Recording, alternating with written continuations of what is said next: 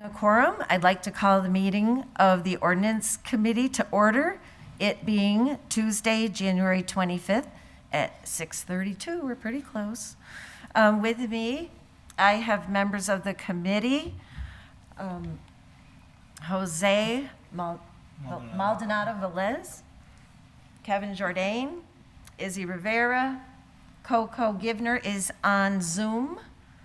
And also in the chambers are Counselor McGivern and Counselor Bartley, and also on Zoom, Counselor Puello. Yep. And we also have our legal advisor, Kathy Degnan, with us. And I think, and Attorney Mike Bisonet. And I think that fills the bill.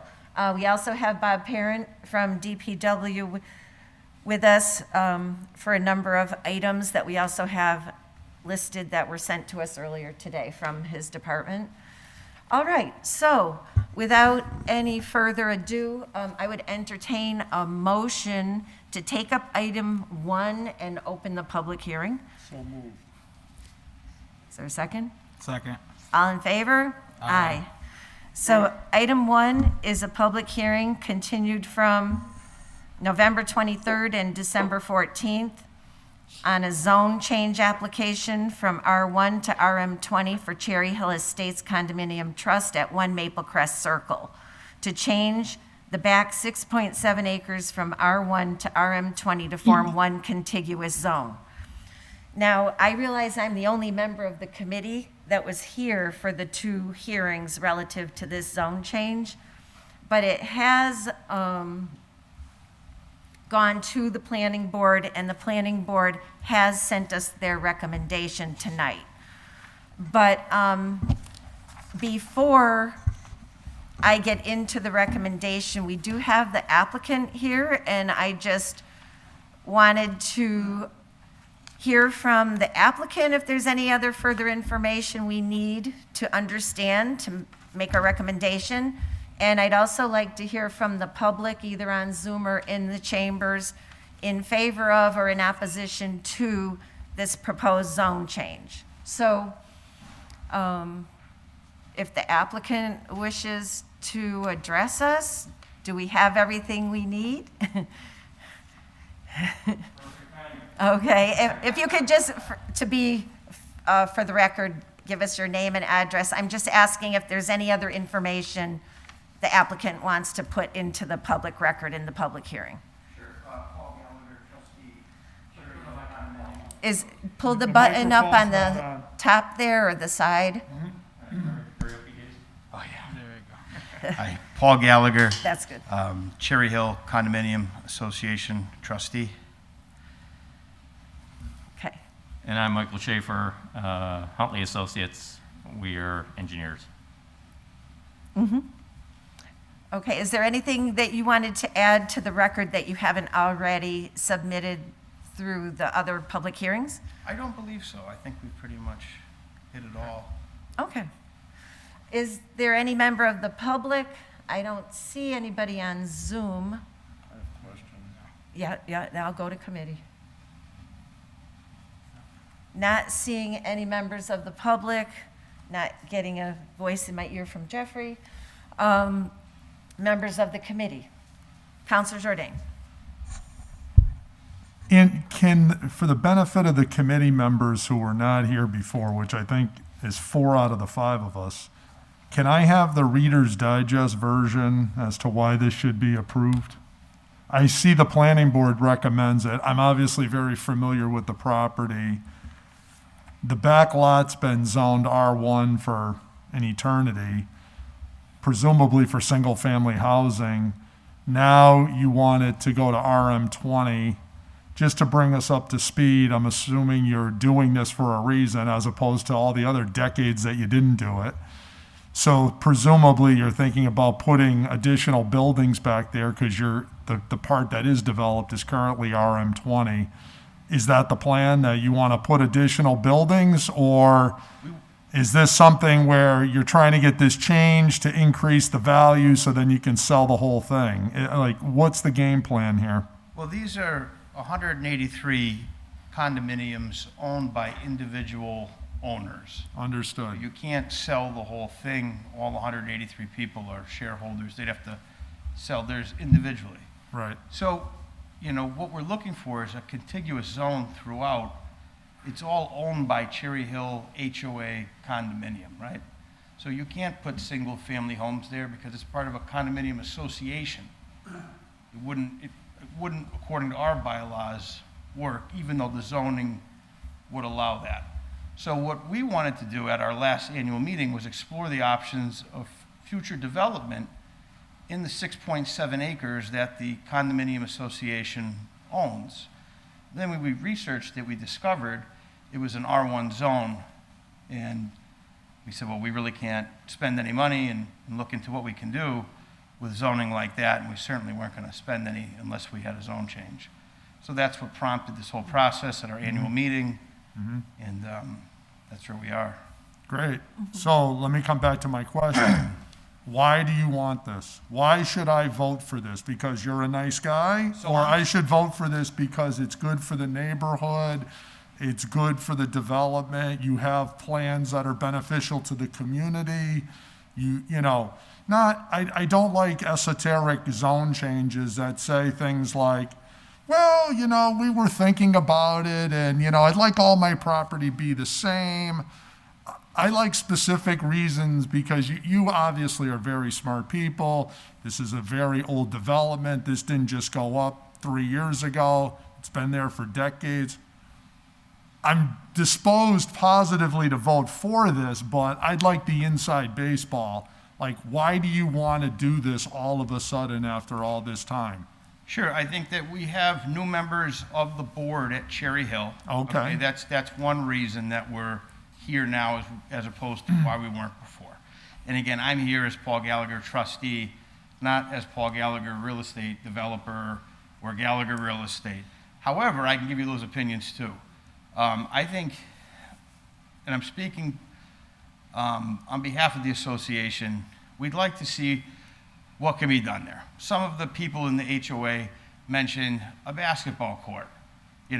Could we do some more condominiums? Because now that we've gotten the whole complex Fannie Mae approved, FHA approved, VA approved, we've sold out of all the rentals there. It's all owner occupied up there now. Right. Now there's none left. People want to buy more. Okay. So could we do more development? We'd like to explore that. Okay. I can tell you from a real estate broker that's been in town for 20 years, I think any development in this city would be a positive thing, Of course. especially residential housing. That's right. I think, agree. I don't know if that gets to what you're asking me or not. It does. Yeah. I just want, it's more than, we've always had this property, so let's just change it to RM20, because that would be nice. I like to get into why are we really doing things? And that's, you've touched on it. This is something that you guys would like to develop. The rest of it's RM20, so you would like to do some things there and develop it. And Madam Chair, there was no prior neighborhood opposition to doing this. We haven't had any complaints from any of the neighbors about No, developing. nobody came into the past public hearings relative to this zone Okay. change. All right.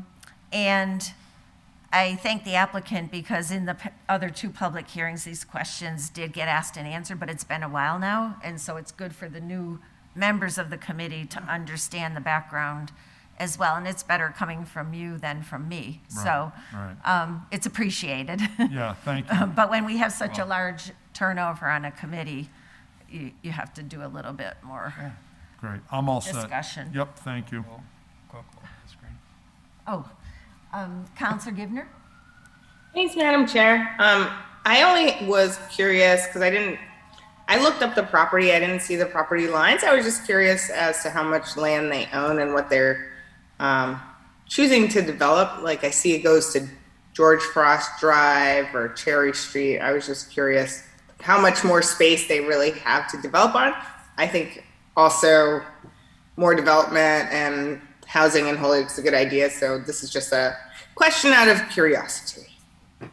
Okay, and if I heard the applicant correctly, they're talking about an additional 6.7 acres at the back of the property. So it sounds like that starts to head up towards the George Frost Drive section. Oh, so it goes and backs up to the neighborhood, Dale Street and all that. more over toward Dale Oh, okay. than George Frost.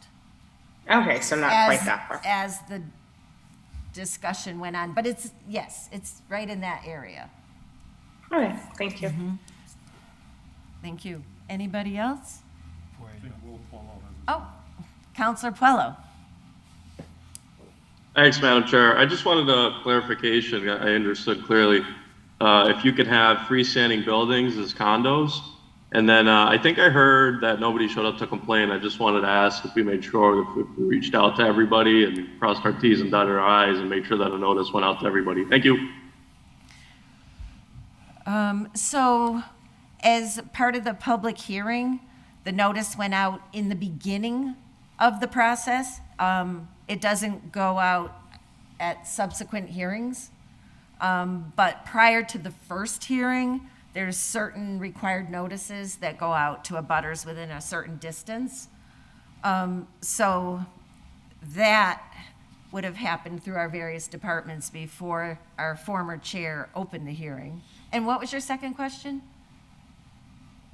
About the freestanding condos, Madam Chair, if Oh. you could have, if you could have a standing building as a condo, thank you. I'm just learning for my essay. Thanks a lot. Oh, okay. I don't know that answer, but I know that in that project, there's separate groups of buildings. Maybe the applicant could explain to us what is there now.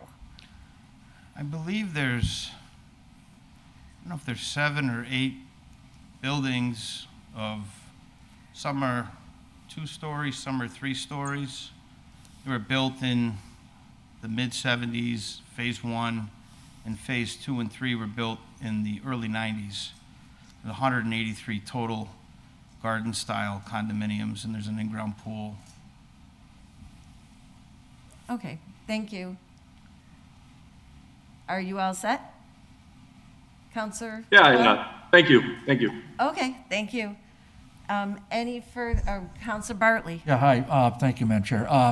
Mr. Gallagher, I think one of the last public hearings you mentioned, so it's a 6.7 acre tract, and could just, going back to Councilor Givner's question, just clarify for me how much of that land is developable, and just that, we'll do one at a time.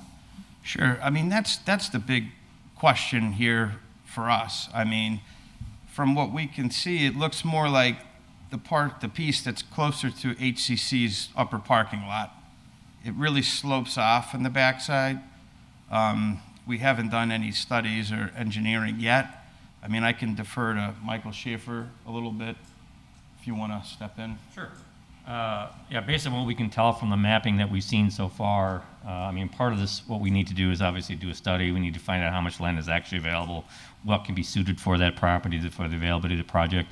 But in the back of the parcel, at the very tail end, if you will, in the back, there's some wetlands back there that is marked on GIS mapping that is going to have to be mapped out. Obviously, we're going to have to apply the buffer zones and such and necessary, Conservation Commission approvals and things like that as required. I would say my best guess, based on the mapping that we have because of the steep slope in the back, is probably maybe 4 acres, something like that, toward the front. And that more usable land is up against the current buildings from the condo association right now. So the further you go back, it drops off pretty quickly. But we're going to find that out as we get into it and we get the survey going and we get the property bounds going and we have some kind of idea how much land we have available. They'll figure out what they want to do with that land, whether it's condos, whether it's amenities to the existing condos. It's all up in the air right now based on what we can actually have there.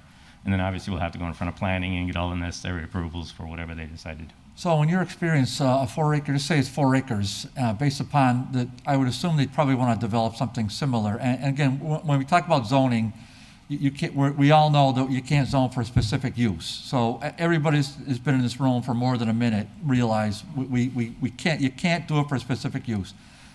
But with a little wink, we always want to know what the use is, all right? We always ask those questions. So So based upon, and I hate these maps, they drive me nuts, but based upon your experience, 4 acres with a similar kind of developments there right now, what would you predict would be the number of buildings that you could develop on the 4 acres now that are perhaps comparable to what's present? It's really kind of hard to say, sir, and the reason for that is because it depends on the configuration of the property, depends on, what portions of it we can use. Is it a straight back? Is there going to be something we're going to have to work around? Remember, if they decide to do, let's take the, I don't want to say worst case scenario, but let's say that the biggest possibility would be to add a condo unit or something like that.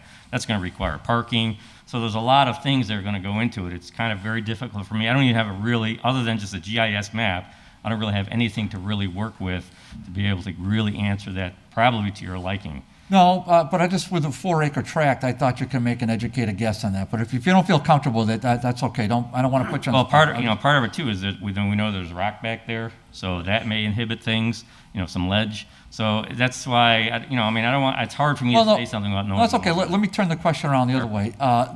Paul, the number of buildings you have now are 7. Do you know how many acres are on those 7 buildings rest? Would it be 7 acres, 12 acres? I want to say the whole thing is 20-something acres, Dave. Okay, so 7 buildings are now on 20-something acres. Okay, so we could, based upon that, we could maybe do a little guesswork with, if we have 4 acres to develop.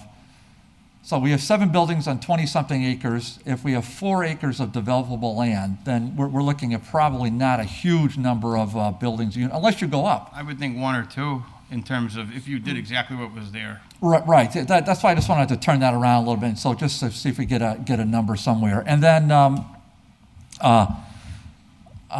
was going to ask you another question, Paul, but I got probably too deep in train of thought on that last one. I'll reserve my comments in support of this going forward. But I know what it was. I'm sorry. Just back to Mr. Schaefer. Mr. Schaefer, if just in your experience, just to go, and I'm sure you've been a whole year for developing things and all that, and we know what a joy it is to go through the process here in the City Hall. Our turnaround time, I know there's going to be financing things and all that.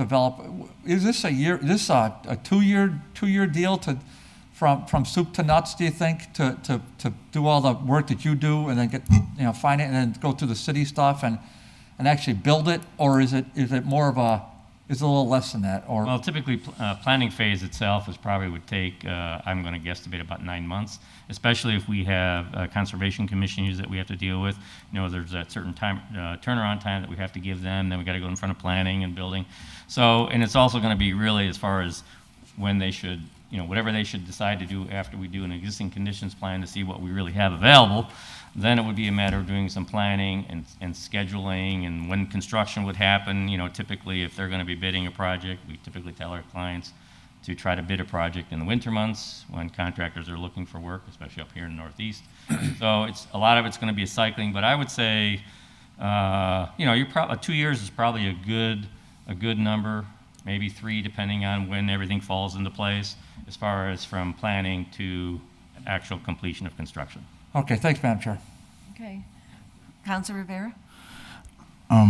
Just for a point of clarification, are we building something there? Or is there a plan to build something there? Or is just, are we switching it just in case we decide to build something there later on in the future? So if that's the case, all the building talk is just talk, right? Because technically there is no plan to build anything.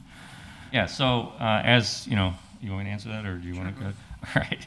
So in our discussions, all we're doing right now is we're trying to do some initial engineering to see what lands are available. How much can we actually use? The association has been talking about, pie in the sky, everything that's under whatever could possibly be done, whether it will be an amenity to the current. For example, if there's plenty of land and they decide that they want to put some more condos up, then maybe they will put some condos up. They may decide that, we'd rather want to do some basketball courts or a community center or something like that for the association itself. Based on, you can expand on that more, but based on what he shared with me at this point, it's really not really known what they want to do because it's really going to depend on how much they have available.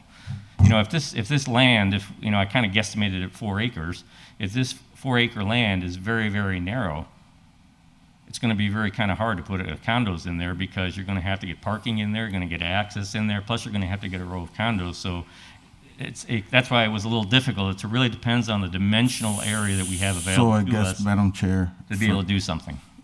so I guess, Madam Chair, for me is to help me understand what may be the difference in changing the zoning. I know that the building piece is the difference in changing the zoning, but like, what benefits in changing it now or waiting until they actually have something to build Okay, to come so- and change it then? And that's a very good Because question. there's no, I mean, if they're not going to build anything now, I mean, and I'm not against it, and you know what I'm saying? It's just Yes. to see what is the reason to do it now versus later on. Yes, so if we pull all their application together and the information that they shared, they're looking to make their property be one unified zone. Currently, it's a chunk of land that is sort of, goes from here to here, one zone, and then historically was on the same contiguous piece of property, another zone. So when it comes to this committee for a zone change, and I think Councilor Bartley made the point earlier, all we are doing is considering whether the uses in the zone, if we should recommend to the council that we approve this zone change, are appropriate to the area that it's in, that any use that might be taken advantage of once the zone is changed would be compatible, quality-wise, living-wise, while we always ask about what projects they might be considering, the reality is that as soon as the zone change is granted, whatever's in that book that is an allowable use, they could come into the appropriate departments for anything within that use.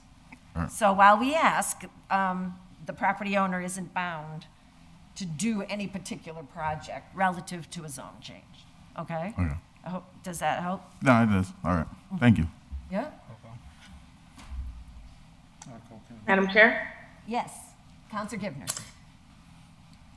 Again, I am not against any kind of new development for housing in Holyoke. I'm just curious with all the residential around it, if there's like a residential limit or a resident limit to the space. And if I don't know if I had a single family house next door, I don't know how I'd feel about it. I know that there was already a public hearing, so anybody who wanted to voice that concern would have. So I guess I'm just curious, but it sounds like they don't know how many buildings will fit there yet, so they don't know. Right. And so, right. And so that is why the abutters to the area get noticed, so that if they are concerned, they can come in. Right. The question was raised, how close to that neighborhood would potential development, should that be what happens, go? And that's when the discussion was had about where it drops off, and would the development, if it happened, be closer to what's currently there, which is in its unique setting, separate from the other neighborhood behind it. And so that information was shared in the public hearing. And so tonight, this is the third time we've been open. So if people had gotten, more concerned about what might happen, they've had, a few opportunities to come in and let us know. I don't think, based on being up there in the past, other than certainly if there was construction going on, everybody would be aware of it. But in general, the people in the area aren't particularly aware of it because it's very enclosed to itself, if you will. But anyway. Yeah, I'm looking at a map and it looks like, if they were granted the zone change, they'd fall within their property, and it doesn't look like they'd get much closer to any residential housing or other residents than they already do, so. Right, and they would have to come in to all the various city departments and get approvals for, to your earlier question about density and how many could there be. They would have to come in for site plan review and those kinds of things that we don't do, but the planning department does. Okay. Okay? Thank you. Thank you. Not seeing any further questions. All right, applicant is all set with information to us. All right, then, I believe we're at a place where I would like to entertain a motion to close the public hearing, but let me do just one thing before we do that. We can do this either while it's open or closed, but I might as well just read it into the record while it's open. So, written on January 14th, a recommendation, zoning map change R1 to RM20, discussion 1 Maplecrest Circle, Cherry Hill Estates Condominium Trust. This was addressed to me from our planning board. Dear Councilor Bacon, please be advised that at its January 11th, 2022 meeting, the Holyoke Planning Board discussed the above referenced zone change request. After consideration of all information and testimony presented during the public hearing, the board unanimously voted to recommend to the Ordinance Committee of the City Council that the zoning map change as requested be approved. The board noted that the proposed RM20 zone is consistent with the surrounding zoning and residential neighborhood, signed by John Kelly, chairman.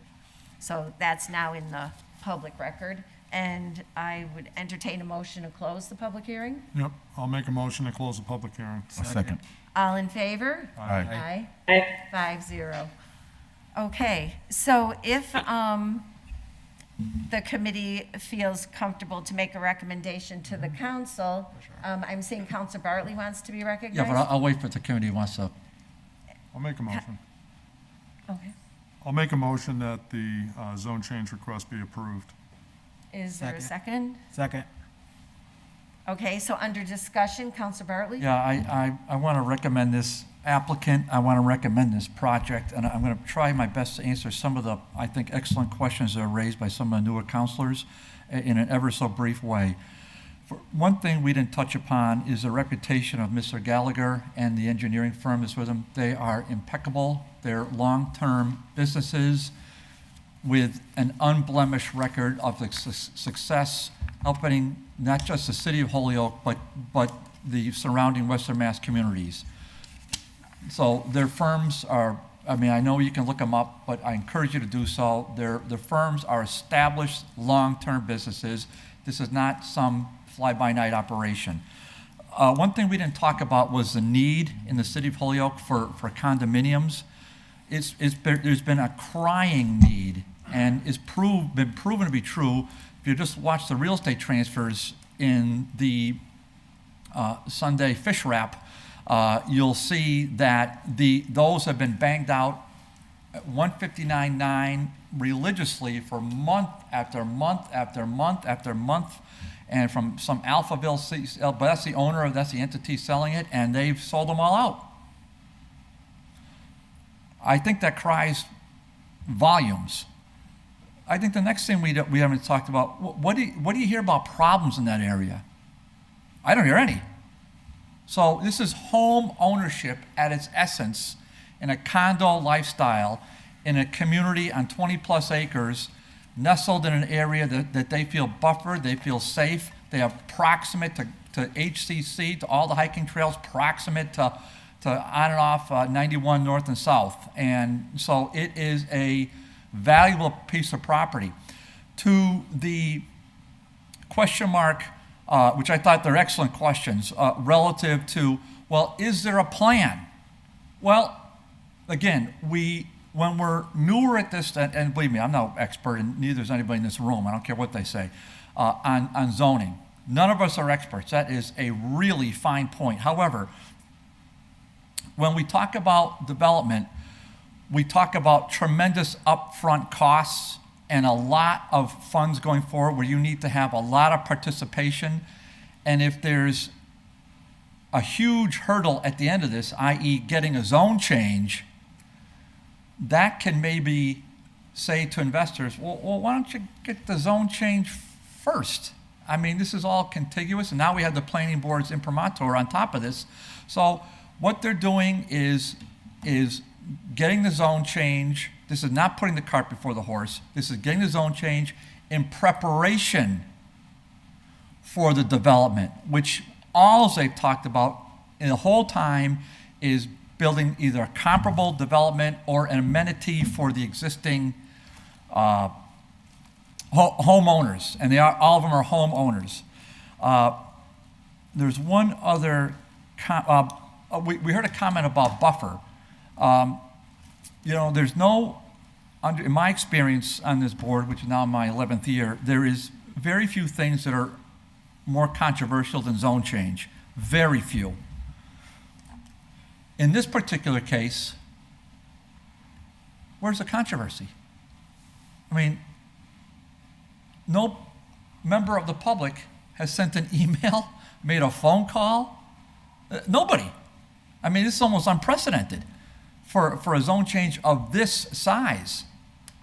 I mean, so again, I think that speaks volumes. So when we hear a question about a buffer of why I live next to it, well, they were all notified. And I think they like what they see happening next to them. And if a little bit more is going to happen, I think they consider that a good thing. I think the last piece I want to say, Madam Chair, is Holyoke's got a reputation, good or bad, for maybe stonewalling things, whether it's in planning or it's in other departments. And I think now with this planning letter, I think with the vote of the city council, the way I hear this is going, I'm hopeful that we're going to, the gas moratorium aside, I'm hopeful that this is going to be an indication of future things for at least the next few years for the city, that we're really looking forward to welcoming in, especially professional, established, impeccable reputations, corporations, businesses that want to come in and do business here. And it's especially great because they're local. So I think this is a complete win for the city of Holyoke, and I fully support this going forward. Thank you. Thank you. I would just comment that we will go to a vote. I am feeling a positive consensus in the room relative to this, and I hope you find that you are able to develop some owner-owned properties for the city, because I've talked to many people who are looking to retire, get rid of their home maintenance, and they say, I have to leave Holyoke, and they really want to stay in Holyoke. So, on that, all in favor? Aye. Aye. I'm sorry, Councilor McGivern. I'm hiding in the back here. I'll be real quick. Thank you, Councilor Bacon. The questions tonight were excellent, and I know at the first public hearing, especially Councilor Jordane's point, it took me a little bit aback when I saw RM20, and I said, whoa, what's going on here? Not only are there condos there, but there are some single-family neighborhoods on both sides in the middle of what's being proposed to develop. Mr. Gallagher already convinced me, and also the fact, and Councilor Bartley pointed it out eloquently, the association, our owners, they're going to control what goes up there. It might be one building, it might be something else, maybe 4 condos, which would be great, but it could be something that makes sense, and I think it'll be compatible with all the neighborhoods up there. I didn't say this at the public hearing, but I hope we're not looking for another egress, because the planning board will fight you vehemently on that. So will the ward councilor, if you know what I'm saying. But it makes a lot of sense. The development would be good, and zoning is tricky. We often hear a project that's being proposed, but zone is about use, not about the project. And we do it with our best foot forward, and hope for the best for the owners, the association, and for all the neighborhoods. Thank you. Thank you. Okay. All in favor? Aye. Aye. Any opposed? No. We will be recommending to the council at our next meeting approval of this zone change. Thank you very First much. Tuesday in February. Yep. Thank you very much. Good Thank luck. you. Yep, take care. Okay, I'll entertain a motion. Motion to remove item number 2 off the table. Second. All in favor? Aye. Aye. Item 2, filed by Council Bartley, that the city remove the no parking signs proximate to 274 South Street and 2 Brown Avenue. The signs affect 2 homeowners and the Ward 3 council. Microphone. Both. Oh. Thank you. That this is to remove no parking signs proximate to 274 South Street and 2 Brown Avenue. The signs affect 2 homeowners, and the Ward 3 counselor met with both 1120 and both want the signs removed. Informing our discussion tonight, we have feedback from our engineer, Bob Parent, who's also with us on the Zoom. He says to address this order, the following entry should be deleted from section 86-321, which is where the signs are located. And just a note that the impacted property owners should be aware that parking bans apply to this segment of Brown Avenue, and it's not possible to clear snow if vehicles are parked on both sides of the street. Counselor Bartley? Straightforward, it's right there. I just asked the committee's consideration and support. Okay. Not seeing any hands on the Zoom. Any discussion in committee, or I'll entertain a motion. I make a motion it be I have drawn a into quick, legal. I have a quick question, Madam Chair. Sure, Counselor Givner? Is 274 South Street have that little like half street in front of them that Yes, doesn't quite hit South Street? yes. Okay, thank you. Okay. I make a motion to be drawn into legal form and approved. I second that. Okay. Any discussion? All in favor? Aye. Aye. Any opposed? Not hearing any. 5-0 will recommend approval and request the legal form, and we have the measurements right in front of us on the recommendation. Making motion to remove item 3 from the table. Second. All in favor? Aye. Item Aye. 3, filed by Counselor Bartley, that the city amend its ordinances to limit parking in front of the business at 548 South Street. The new restaurant seeks to cap parking during its business hours to 1 hour. At most, this is from our DPW engineer, at most, there is space for 2 vehicles to park in front of 548 South Street. If the city council approves this order, the following entries should be added, and he has put out the markers and the distance to section 86-321. Counselor Bartley, did Sure. you want to? Yeah, just, I think the business is open, they're probably gonna change their hours and all that, so I just would rather just, at this point, just have it 7 days. But the business hours are kind of, I think 11 to, I'm gonna say 10 o'clock, so in that pocket right there, I don't think they're gonna be open anywhere beyond that. So if we could have it be 1 hour parking from 11 a.m. to 10 p.m. in those 2 or 3 spaces that are there. Okay. That would be, I think that'd be really beneficial to the new business, and they'd appreciate it. Okay, any discussion? Make a motion that an ordinance be drafted to have 1 hour parking from 11 a.m. to 10 p.m. Monday to Sunday at that I can second location. that. Okay, we have a motion and a second to approve with the hours of 11 a.m. to 10 p.m. for 1 hour parking. All in favor? Aye. Aye. Any opposed?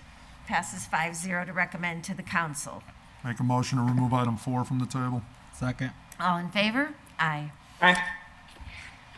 That additional speed limit signs be posted on Homestead Ave, north and south of Route 202, locations to be determined by our city engineer. This was filed by me. Per city ordinance, the posted speed for Homestead is 35 miles an hour. And Mr. Parent states that there are no industry-wide standards. However, some states base it on speed and/or distance. And he's recommending that for Homestead Ave, this would equate to 1 to 2 signs south of Westfield Road. There's currently 1 side heading northbound, and 2 signs heading southbound at Westfield Road and at Rock Hut Road, and 2 to 3 signs north of Westfield Road. There are currently already 2 on northbound and north of HCC, and 2 signs heading southbound at Cherry and at HCC. So to comply with this order, the DPW recommends adding 1 side sign heading northbound from Lower Westfield Road to Westfield Road past McMahon School, and 1 sign each direction from Westfield Road to Cherry Street. The existing sign locations would be adjusted to provide approximately equal spacing at locations that have good visibility. I want to thank Bob for getting back to us on this with this specificity, and I would just ask that the committee recommend adopting the engineer's recommendation, and that the DPW could go ahead and make the signage so it's visible, and hopefully we get a little bit more compliance on that road. Make a motion to order. 1 second, Madam Go Chair, ahead. just to clarification, what pieces of Homestead are we talking about in general? So we're talking about the whole length The whole, from where you are going into the back entrance of the mall, yep, all the way up to Cherry Street, okay, and, because it crosses 202. okay. And there's complaints all up and down that road. Right. And I'm only asking because I just got an email from someone that jogs by HCC Homestead area. Yep, And they're concerned about speed around that area too. They actually asked if we could do one of the crosswalks. I said that's not that easy. that's true. They're actually expensive too as well. But ultimately, he said if there was some sort of signage that we could do, and I was assuming, I was hoping that this would cover that area too as well. Yes. But the blinking light was. Yes, So but then- I'm going to ask Bob to jump in with where exactly he's talking about, Okay. because I can get it generally in my mind, but not specifically. Yeah. Because So- if this covers this, then I don't have to file an order for that. No, You know exactly. what I mean? Well, so, Bob, could you jump in and just give us a little sense? I understand the language you've written, but I can't sort of visualize Madam Chair, where it might be. without getting into, again, my opinion is Counselor Rivera, Counselor Bacon, you could sit with Bob whenever and ask him to put the signs up wherever you like. The committee will approve them. We don't need all this level of detail at the committee level. You guys just put the signs. All this needs to do is be received and approved, and just call them up and tell them, Bob, we want it here, here, and here, and Izzy would like one here, and then we're Well, all here's the set. thing. Thank you for your input, but, so, Bob, can you just let us know if one of the signs is gonna address that area up near the school? Or if we're already covered there with the ones that we have? Because I'm gonna go with your recommendation for where they're going to be placed, because we get all kinds of requests from people wanting things in specific places, but I want them put where they'll be the most effective, which I think you've outlined to us already. So I'm just wanting to understand if one of those is in the area that Councilor Rivera was asking about, that's all. Certainly, there are actually 2 existing speed limit signs going both directions in the area of HCC right now. Okay. What I can do, if you'd like, I can, to respond to Councilor Rivera's question regarding that location. And I believe I'd sent you an email regarding this. As part of the Complete Streets improvements that we received grant funding for a couple of years ago, that Mike McManus has been working on, there are improvements that will be done this year at the entrance to HCC. We'll be putting in the rapid flashing beacons at that crosswalk. We will be making the crosswalk safer, handicap accessible. It wasn't part of that project to put in one of the raised crosswalks. As Councilor Rivera indicated, they are fairly expensive, but we are planning to make some improvements right at that location later this year. Okay. That's Well, thank you very much. Okay. I make a Madam motion. Chair? Oh, Councilor Counselor Givner. Givner? Sorry. I was just wondering, since Mr. Parent just mentioned Complete Streets, which I'm hearing about for the first time, is there a way I can get information about that so I don't ask for things in other neighborhoods that are already happening? Certainly, I can share the list of projects that were approved as part of that grant. And there was also something that was developed before my time, probably about 4 years ago, what was known as a complete street prioritization plan, where they identified, I think there was 20 to 30 improvement locations, of which the top maybe 8 or 9 were part of the original grant, and they were ranked. So the game plan would be to apply for more funding in the future and continue working down that list. So I will share that list to you. Okay, that'd be great, and then I won't ask a bunch of the same questions that are already being covered probably. Thank you. All right, thank Chair? you. So, Madam Chair?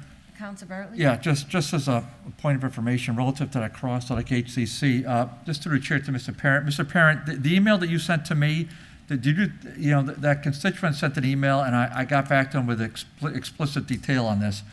So did you share that email with everybody, the one you sent to me, Bob, on the, with everybody in that little question, that email thing? I did not send it to the full council, and thank you for correcting me, because it was your dialogue, mine back and forth relative to that crossing, not Councilor Bacon. That's okay, Bob. If you would, why don't, because this has got a huge, long back history. It's this agenda goes on too long. But Bob, if you would, just omit the, you had the former DPW superintendent in there. Just omit the name. I don't want that. That really shouldn't go out to the. Just say the former superintendent, okay? Just you don't say a specific name in there. But if you would just disseminate that email to everybody on the board, I think that would give some background on that area, and hopefully we'll have some progress this spring or summer. Thank you. Is everybody else set? Then I think we had a motion and a second, so all in favor? Aye. Yep. Aye. Thank you very much. Okay, so on to item, Motion to take item 5 off the table? Second. all in favor? Aye. Item 5 was filed by Councilor LeBron Martinez that a handicap sign be placed in front of 70 Walnut Street for Angel Lopez, placard number PL 3940078. And if somebody wants to add, oh, well, no, that's a removal. Let's just stay on this. So my understanding is that our Disabilities Commission went out and that the handicap sign is warranted. Okay. So, Make a motion to be approved. Yep. I second. all in favor? Aye. Aye. Aye. Take item 6 off the table. Is there a second? Second. All in favor? Aye. Item 6, that a handicap sign be removed from the front of 130 Cabot Street, as it's no longer needed. Does Disabilities Committee agree, or the person moved, Um, passed if- away, or? My understanding is, hang on a second. I think We It came have to found out in the council past, when people try to from- get their signs taken away, Right, that but they I still wanted them. believe, and I'm doing this from memory, that the ward counselor said the person had moved. Okay. It was no longer needed. It came, Okay. All right, make a motion to be adopted then. Second. all in favor? Aye. Aye. Motion to take items 7, 8, and 9 as a package? Exactly. Second? I'll Sec- second it. All in favor? All right. Aye. So 7, 8, and 9, we're suspending rules, taking up as a package. These were filed by, 2 were filed by Counselor Murphy and 1 filed by Counselors McGee and Leahy.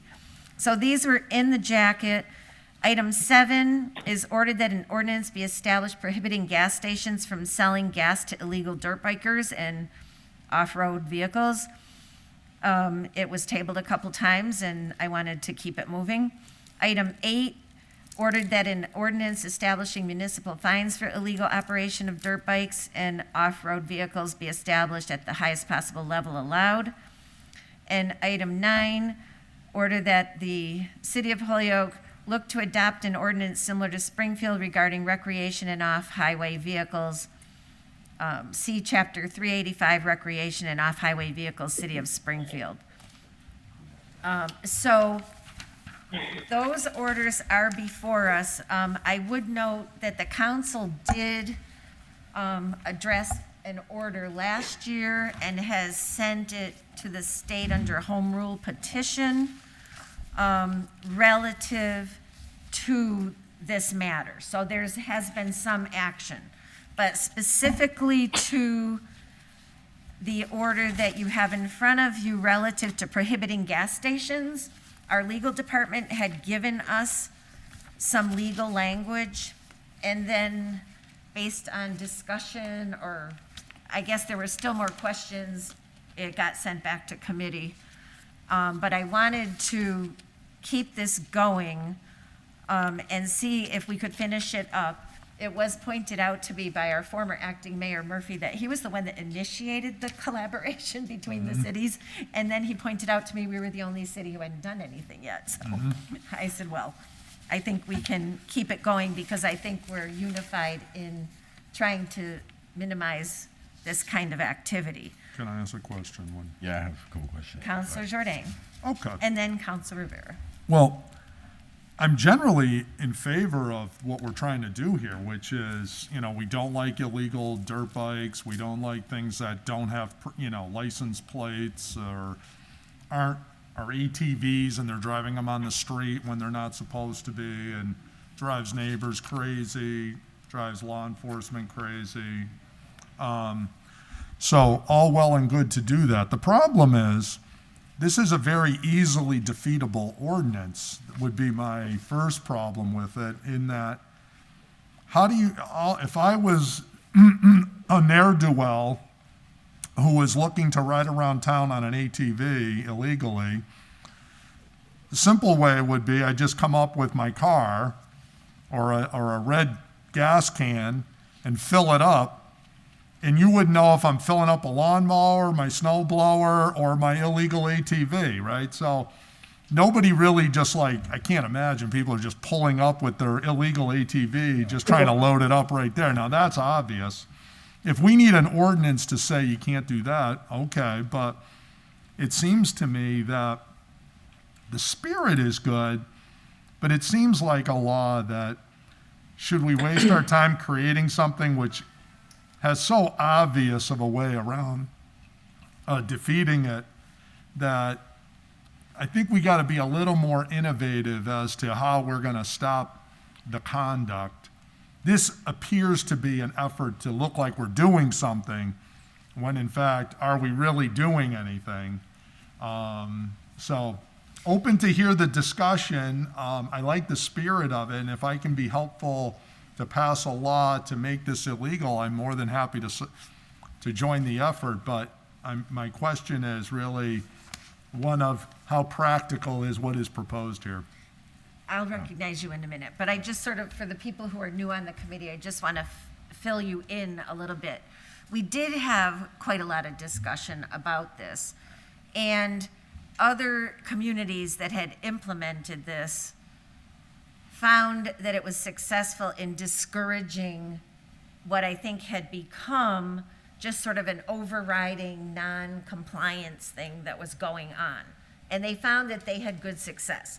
One of the reasons it's still in committee is that I and maybe one or two others objected to the portion of the legal form that we have in front of us that said that the clerk selling the gas would be subject to fines for selling the gas if one of these ne'er-do-wells or aggressive people was coming into the gas station wanting to fill up their vehicle.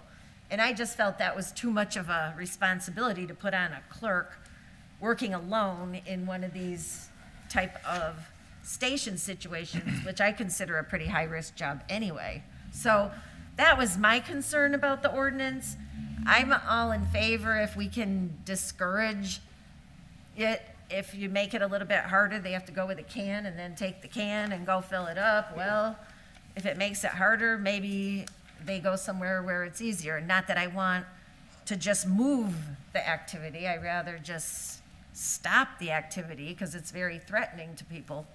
But these were a variety of things that were put forward to us by a counselor who also, as the acting mayor, was doing a lot of work in the region with Chicopee and Springfield on this issue, which last summer was a really big issue throughout the region.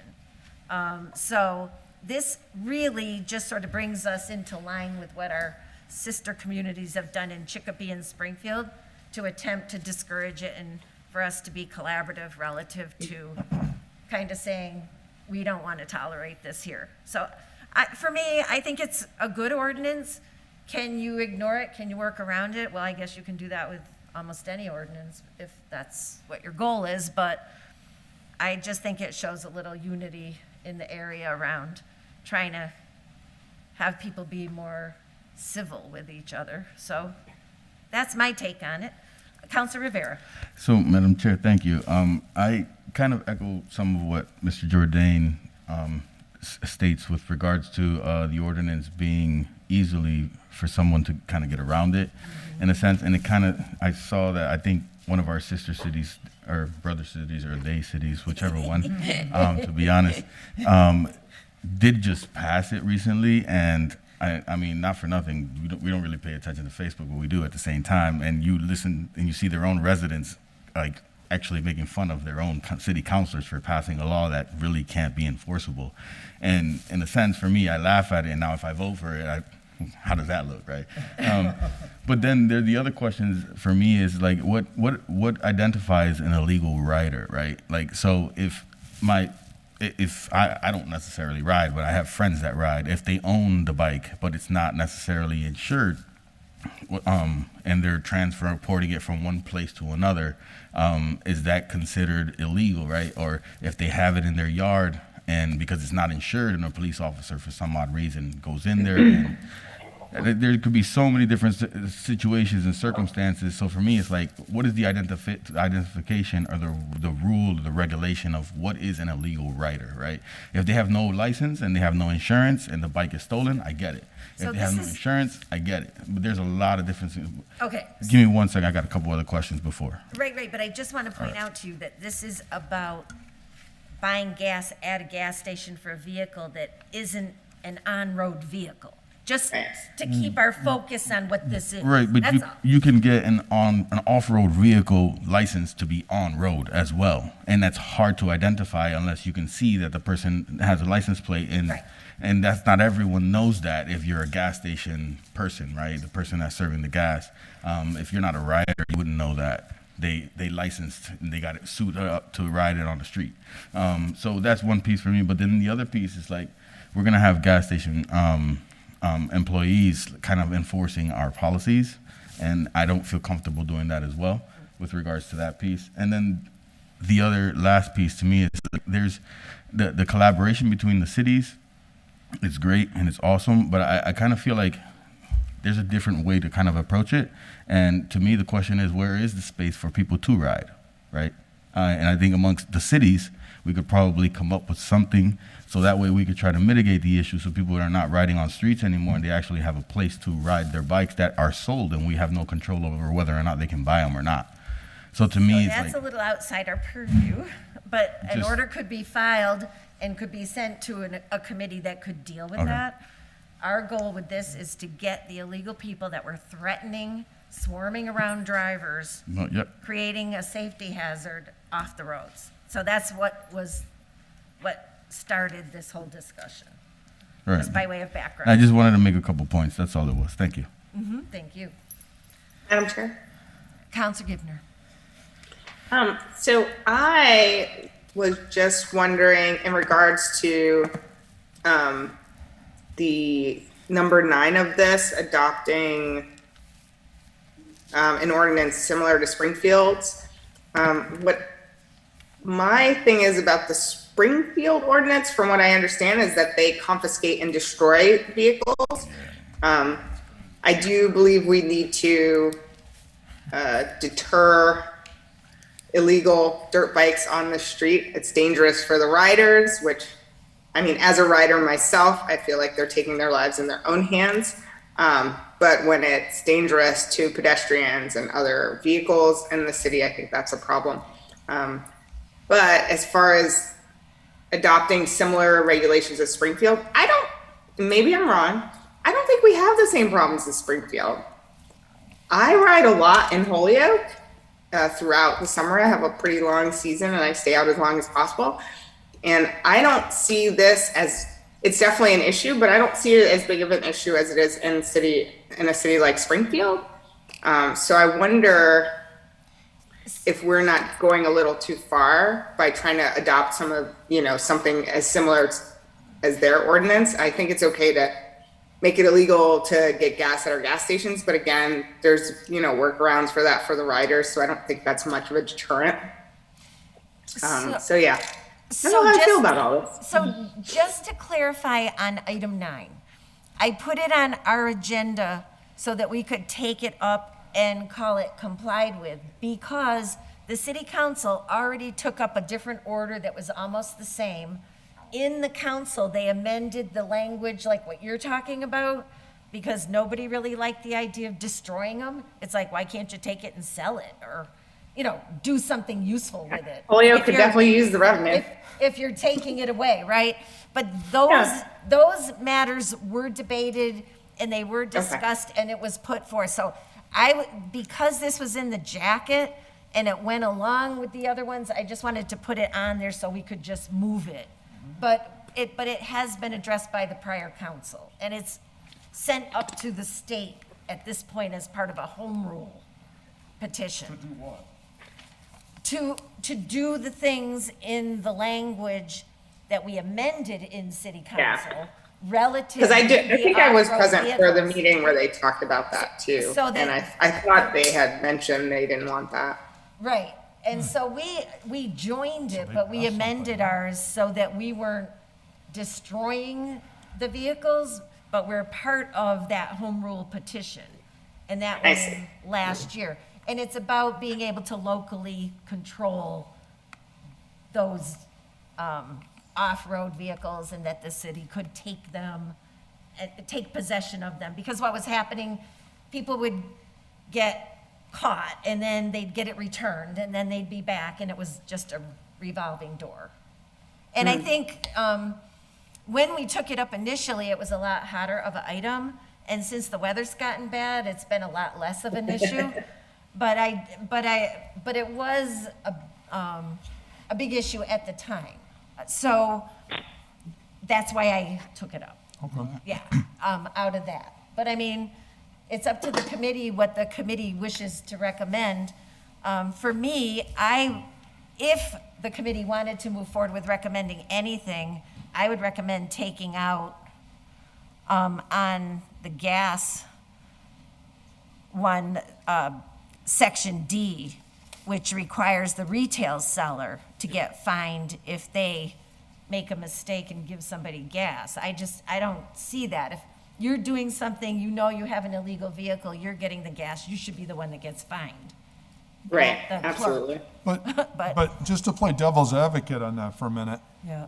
the retail seller doesn't mean the clerk. That, I want to be careful. It's the owner of the gas station, okay? They're responsible, just like if they sell underage cigarettes, if they Right. sell alcohol to somebody, if they sell illegal lottery tickets to somebody underage. If they're responsible for what their employees, the person Yeah. sitting there making minimum wage, he ain't paying $100 or whatever it is. Well, no, I mean, It's gonna and be, it's gonna be the owner. I understand that, but that's the only person that's gonna be there, is my point. No, understood, but I'm not really in favor of this period because I think it's easily defeatable, and it's almost to the point of ludicrously easily defeatable, right? I mean,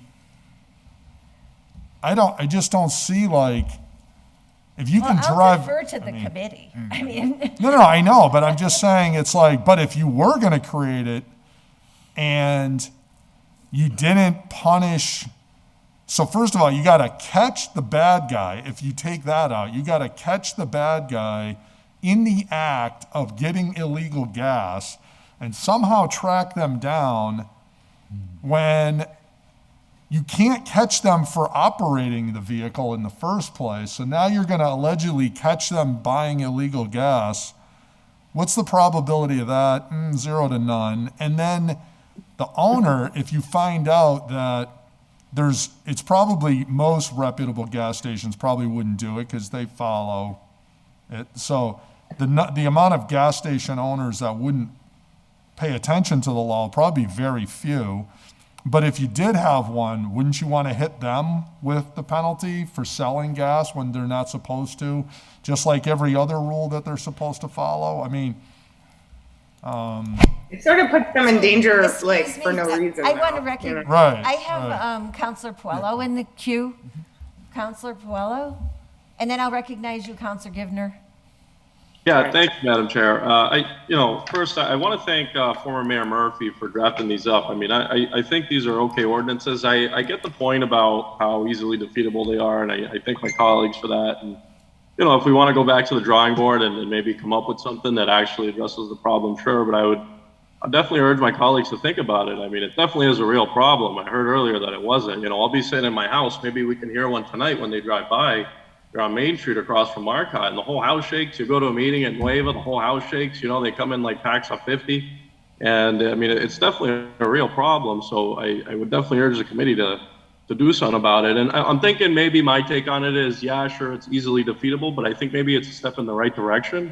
I think maybe as we go on, we can build on it and make something that's a little bit better, a little bit stronger. But I mean, I'm thinking maybe it's a step in the right direction, right? It doesn't necessarily hurt to have something that's a little restrictive, even though maybe it doesn't address the problem, and then we can go back and figure something out. Thank you, Madam Chair. Thank you. I object, Will. You're talking about me and my friends. Oh. She's kidding. I see her on the bikes. Madam Chair. She's kidding. Governor. Councilor Maldonado? So, I mean, I remember when Councilor Murphy put in this order back in November, and my thought, or over the summer, and my thought was like, this is the most ridiculous order. Kind of echoing what others have said, like there's no way to really enforce it. And then not even just, I guess it'll get to a point where you can pick and choose who to enforce, and laws like this historically have affected Black and brown people in more negatively. I mean, I always use sort of like, I call it like the weed level, where I grew up thinking weed was the worst thing in the world and everyone that doesn't needs to go to jail, and now where we are is we've created safe spaces for these things, we sell them. So when I think of this, it's very similar to that, where when I see these bikes, they're mostly downtown, predominantly Latino part of our city. So it just gives them more of an opportunity to jail or give fines to our poor people in our community as well. So that's just how I see it. I think there is not the enforcing part, but you can then get to pick and choose how to enforce it, which typically affects more negatively the Black and brown people in our community. So those are my thoughts with this. Since the first time it came out, I was like, no, there should be a different approach. Councilor Rivera said earlier, instead of all communities deciding we should destroy, how about we find a location between the three communities? Now, I know that's not a discussion we can have today, but I think that's an order and something that we can probably figure out before the summer comes. And the last point was, I know Councilor Murphy during his time was referencing other communities, Hartford being one of them, but this past summer, there was a gathering of like 150, 200 bikes right in downtown Hartford. Mm-hmm. So clearly the ordinance did not help in that situation either. So those are my thoughts. Thank you for those thoughts. I would just share that for me, it's a matter of public safety, and that anybody driving down the street in our city should be able to safely move down the street unimpeded by any other person. And last summer, that was not happening. And for me, it's not about who's doing it, it's about what the person is doing. And if they're threatening other people and making them unsafe on the public way, then I'm not picking and choosing who it is. I'm looking at what they're doing, and I want it to be stopped so everybody can be safe. So, I mean, for me, it's not a matter of picking on anybody. It's a matter of trying to look out for everybody. So whether this is the right way to do it, of course, is a reasonable debate. But I don't think there was anybody disagreeing that it was a very threatening thing if 10 people on those bikes swarm your car and they're kicking your car, that you're not threatened. And it was happening here, Chicopee, Springfield, all over last summer, because I know people that it happened to either on bikes or motorbikes. So I do too. Yep. I think we can't put our head in the sand and say it wasn't happening here. So, I mean, and any of us can file other orders if you think there would be things that would be more effective. But I do think this particular one about the gas was meant to be a deterrent. And the one about the fines, I think is more straightforward. You're operating an illegal vehicle on the street, you get pulled over, you get a ticket, you get a fine. I mean, to me, but they're all up before us. So if you want to go in order, we can do that. Might as well. Why don't we look at number 7, which we've discussed the most? Mm-hmm. Madam Chair? I'm sorry? Well, Oh, Councilor Puello. Yeah, thank you, Madam Chair. I didn't mean to interrupt you. I just wanted No, to. that's fine. to just I really just didn't- quick, just real quick, just add and thank you. I mean, you're totally right. I mean, it definitely is a public safety issue, and just for everybody to consider, this affects black and brown people, right? Ward 2 is majority black and brown. This affects us. So when I have constituents down in South Summer that have to drop their kids off early in the morning at Morgan, and then they have to go early in the morning to work, and then they got to go to their second job. I mean, this affects them, but they can't do that because there's bikes ripping it down their street. This is an issue that affects black and brown people in these wards. So I think it's more so a public safety issue than it is anything concerning that. So thank you for that, Counselor. I just wanted to clarify. Sure. And I just verify real quick? Councilor Maldonado. Yeah, my thing was, it comes to the intention. We're giving a tool to the enforcers of our city to really, again, pick and choose who they can enforce it on. And that's the point that I was trying to make with that. Okay, so, I have a, Councilor Jordan. Right. Assuming that the police always operate, with, it's already illegal to have within reason, discriminatory enforcement of law. I won't get into that question. But keeping it to the merits of the question itself, if I pull up with a trailer that has 2 recreational vehicles on it, 100% legal, this says I can't get gas. Is that really? I mean, this says it would be illegal to sell me gas. And they're supposed to put up a big sign that says that too. I mean, or otherwise I'm getting a fine and the next guy's getting a fine. This says no gas to anybody with a recreational vehicle. That's stupid, okay?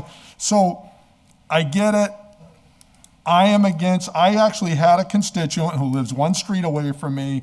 It happened where they all came up on Lincoln Street. They swarmed this guy and others and were yelling and swearing and being nasty and, jerking people around. It's very intimidating. Having said that, if I thought for a minute this ordinance would in any way help that situation, I would consider it. It doesn't.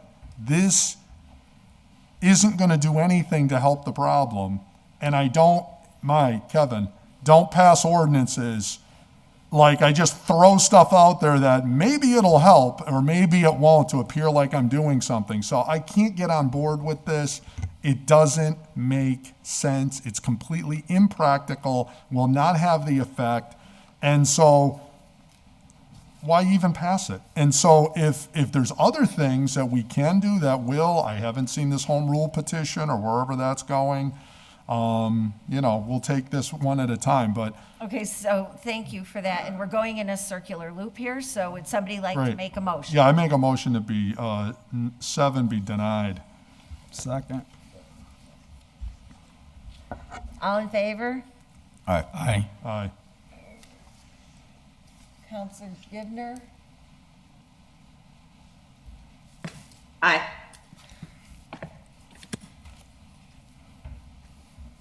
Okay. So- Item 8, I'd like to, Madam it's Chair, already Madam off the Chair, what was table. the vote on that, please? I'm sorry? What was the vote on that, Ms.? So, You just announce it?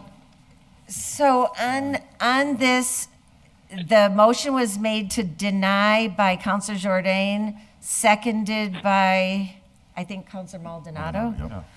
And it is a 4-1 vote because I'm still a yes because I think we should do something for the public safety. But Hey, that's why we have committees. That's it. We're a big, happy family here. We get to conclusions, okay? So now on to item 8. It's already off the table. Which is on the table before us. You have legal form on that as well. Well, I think, go ahead. I'll wait. It's the one on the fines for the operating the illegal off-highway vehicles. Counselor Givner, did you want to be recognized? I think I'd like to make a motion to vote in favor of the fines for illegal vehicles. Okay. Is there a second? I would like to second, but I just have one question. Oh, no, we'll have discussion. Right. This all is right. just. All right, so I second. Yeah. Okay, so motion is made and seconded. Now we're on discussion. So, if I may, Madam Chair, I think Councilor Rivera. I ordered that the ordinance establishment still finds illegal operation. So I kind of, I don't see why I wouldn't agree with establishing fines for illegal operation of dirt bikes. I just think for me is the definition of what is an illegal operation of dirt bikes. Because as Kevin mentioned, if we roll, like, and not that I'm operating the bike, but if I have a bike that I have on the back of my trailer, and I get pulled over for some reason, it has no insurance, but I'm going to a place where I'm gonna go ride legally, is that identified as having an illegal dirt bike because it's not insured at the moment? So it's to me, having the legal language around what we identify as an illegal dirt bike. And then the other piece is, what are the, like, do we have, because I don't see it here, like, what are the fine points? Or like, how many times do you get fined before you get your bike taken? So that's the thing. That is the kind of thing that we would be discussing and writing into the ordinance. All right. Yeah. So then for me, the So- main thing is just a legal operation definition of what constitutes of an illegal rider. Because that can be many things depending on who's. Well, the thing is, if you read this language, this speaks to what it is. It's- Chair? Yeah, I'll wait. Counselor Givner? I mean, it's my understanding that the illegal operation of dirt bikes is pretty clear here. If you are not licensed to operate a dirt bike on the street, which most places aren't, and especially not in the city of Holyoke, it's an illegal operation of a dirt bike. Having it on a trailer is not an illegal operation. Moving it to your friend's house up the block is an illegal operation. Right. These bikes tend to be insured, but not for street riding. So I think that's already in Mass General Law. Thank you. I would direct you to the last page of the legal form, items 3, 4, and 3 and 4. Actually, 2, 3, and 4. And all the way back up to 1. It's answering exactly what you just asked. All right, thank you. Madam Chair, Counselor Bartley, where's the legal form?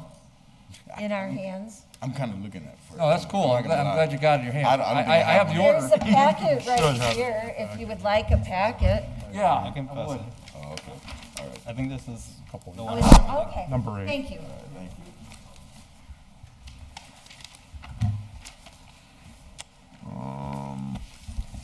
One more thing, Madam Chair. So if I'm understanding correctly, so if I buy a dirt bike for my 12-year-old daughter and she doesn't have a license to ride, and riding in a place that is legally ride, it's okay to ride, or do we need a license? I'm just asking just to know because I'm not a rider. So what this would say is if your 12-year-old daughter was riding a dirt bike on the city streets of Holyoke, No, it would be illegal. Yes.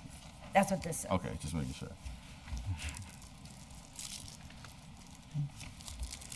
Are there any other questions about the legal form? Yeah, I'm still going through it. Just give a second here, please. G is a $500. Most of these things are $300 fines without having first. You don't register it, it's a $500 fine. Do we know what the state law fine is for that? The idea that was behind the filing of this order was to have the local fines be discouraging of the activity. Okay. Oh.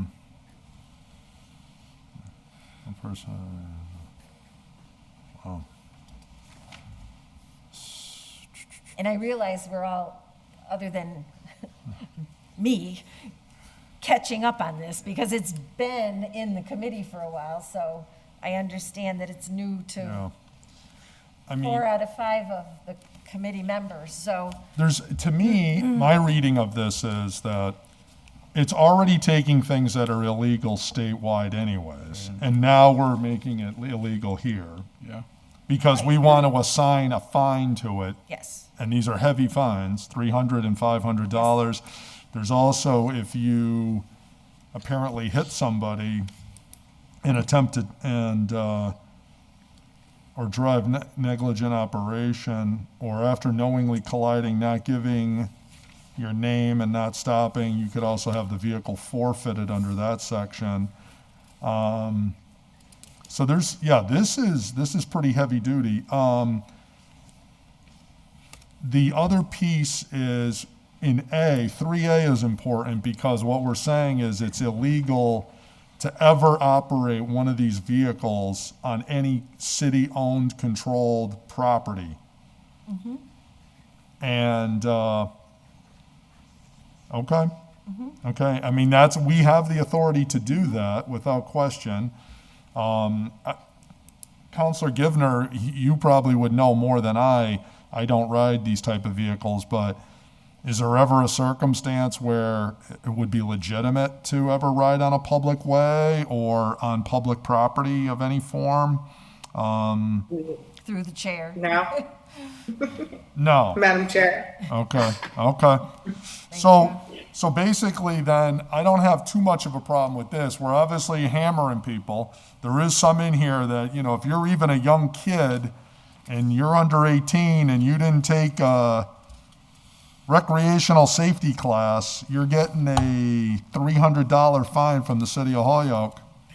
That's pretty heavy duty. I don't know if we want to hammer somebody that hard. Well, it would be the parent, The parent, yes.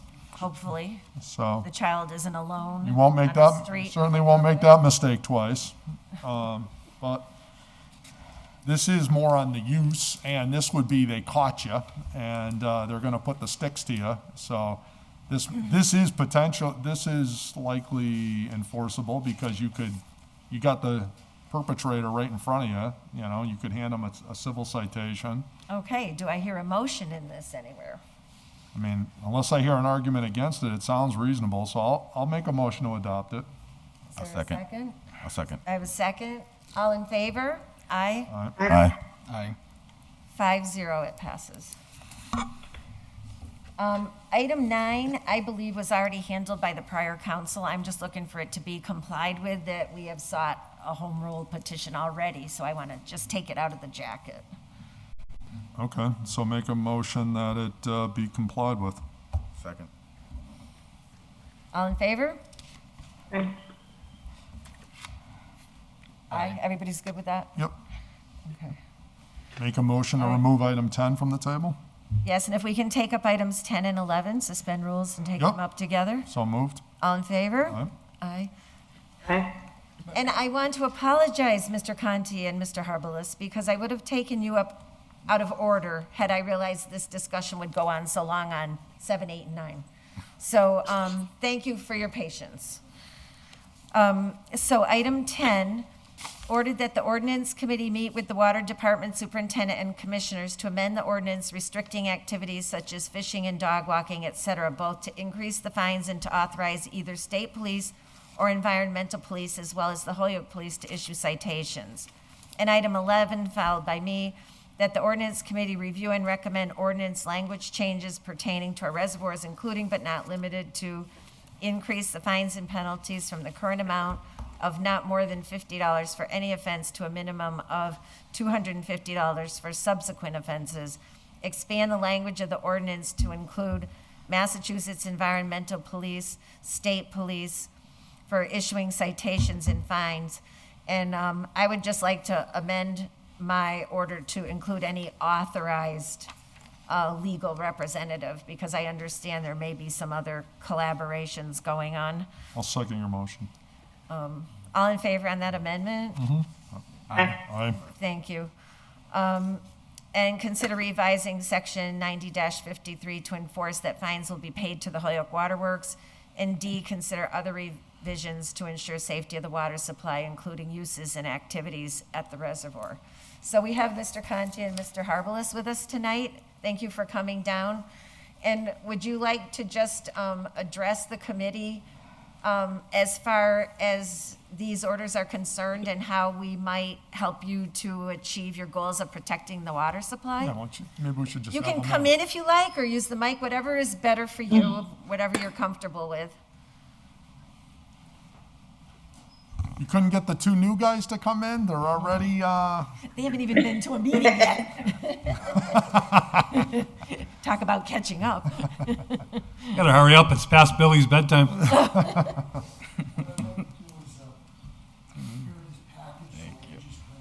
Great, thank you. okay, thank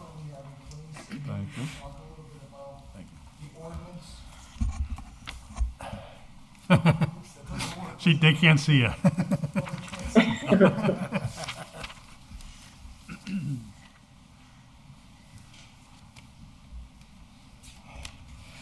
So the first document I put in here was a letter I addressed to the board with regards to our 2020 patrolling program. Now, back in April of 2020, we employed the Department of Environmental Police to patrol the in-town supplies because of the amount of activities that we had around the water supplies, which we later expanded to include the sources outside of Holyoke and Southampton.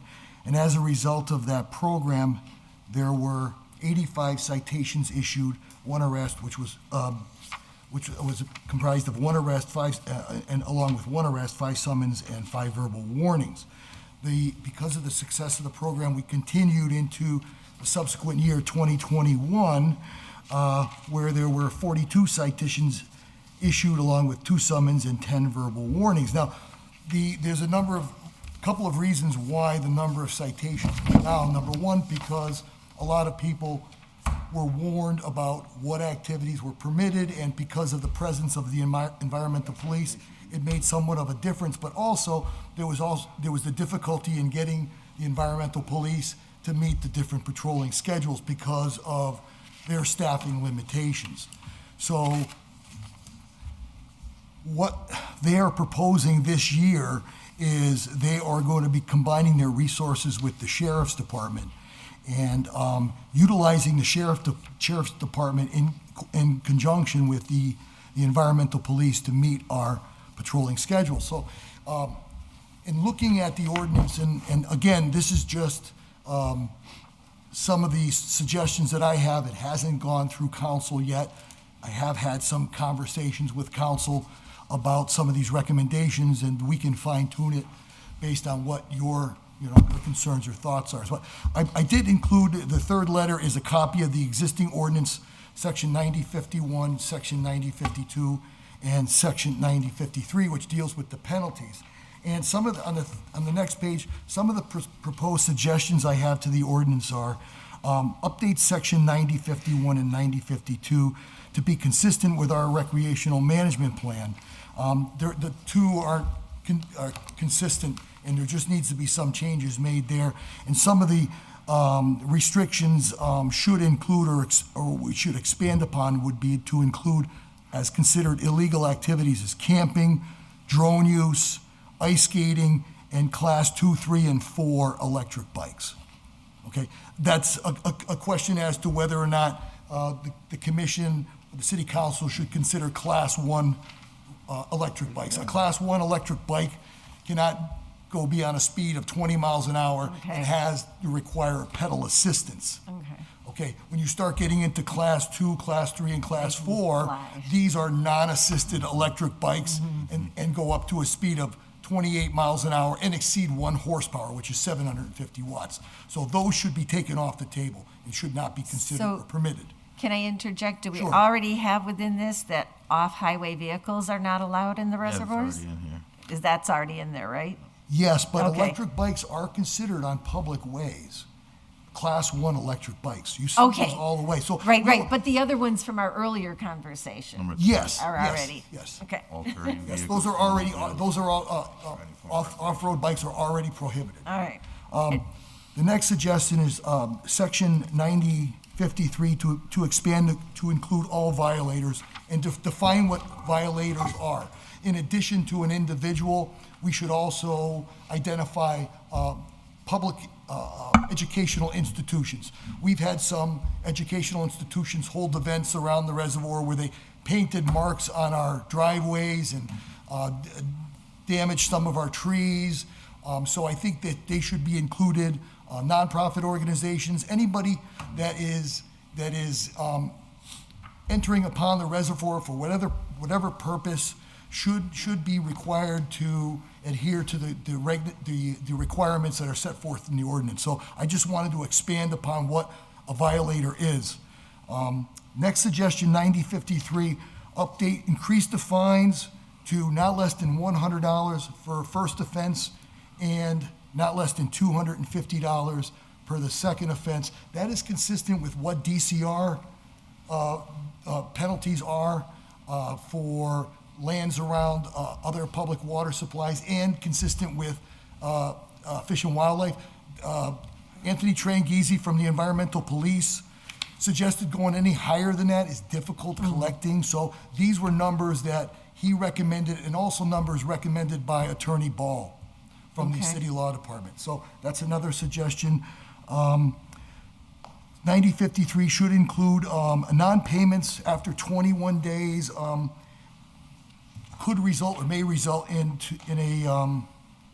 a criminal complaint filed in district court.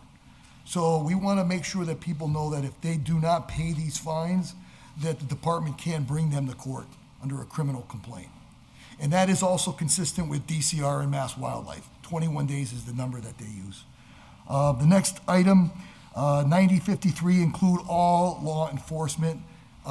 So it would be Holyoke Local Police and State Police, Environmental Police, Sheriff's Office, of those entities. Next item, retain the language of fines paid to the Holyoke Waterworks, which leads to the next item is there's no mechanism in place for those monies or penalties to come to the water department. And what was suggested is we develop our own citation book, which I'm going to talk a little bit about further in. So if you go to the next page, I revised the ordinance and I've included a lot of this. Again, this has not been reviewed by the law department. It's going to be subject to changes based on whatever your suggestions are and the recommendations of the city law department. But I thought I'd put something together to give you what we're looking for. And Thank then you. on the next page, you see what were the suggestions of the environmental police is the water department having their own notice of violation or civil disposition citation booklet. So the environmental police carry a number of different booklets with them for Mass Wildlife, conservation, or different entities that have their own citations for their particular regulations. So they recommended we develop our own and include our violations and also our fines payable directly to the Holyoke Waterworks. And if not paid within the 21 days, could be subject to a criminal complaint. So that's something we would put together, and that would be our mechanism for recouping some of the costs as a result of having the environmental police or any law enforcement entity ensuring that these violations are enforced. So in this example that you're talking about here, would all of the various legal entities use this one form, or would they continue to use their own and their? They have their own, yes. So they have their own, and then this would be for? Specific to the Holyoke Waterworks. Okay. In the city of Holyoke? In the city of Holyoke and outside of the city of Holyoke too. Okay. Because they do patrol the Tycarmony Reservoir and the lands, or the watersheds that make up the Tycarmony Reservoir. Right. So we would want to have something that would apply to both in city and out of. So in the instance it was our police department going, and currently now they could give somebody a ticket.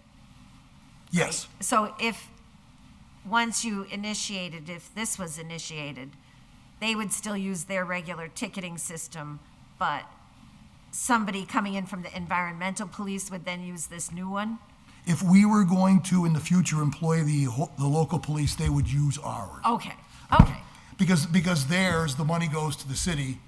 With ours, it Okay, comes so to- everything would transition to this, Yes. if that was set up? Yes. Okay, thank you. Are there questions from the committee? Questions from other counselors? Anybody on Zoom?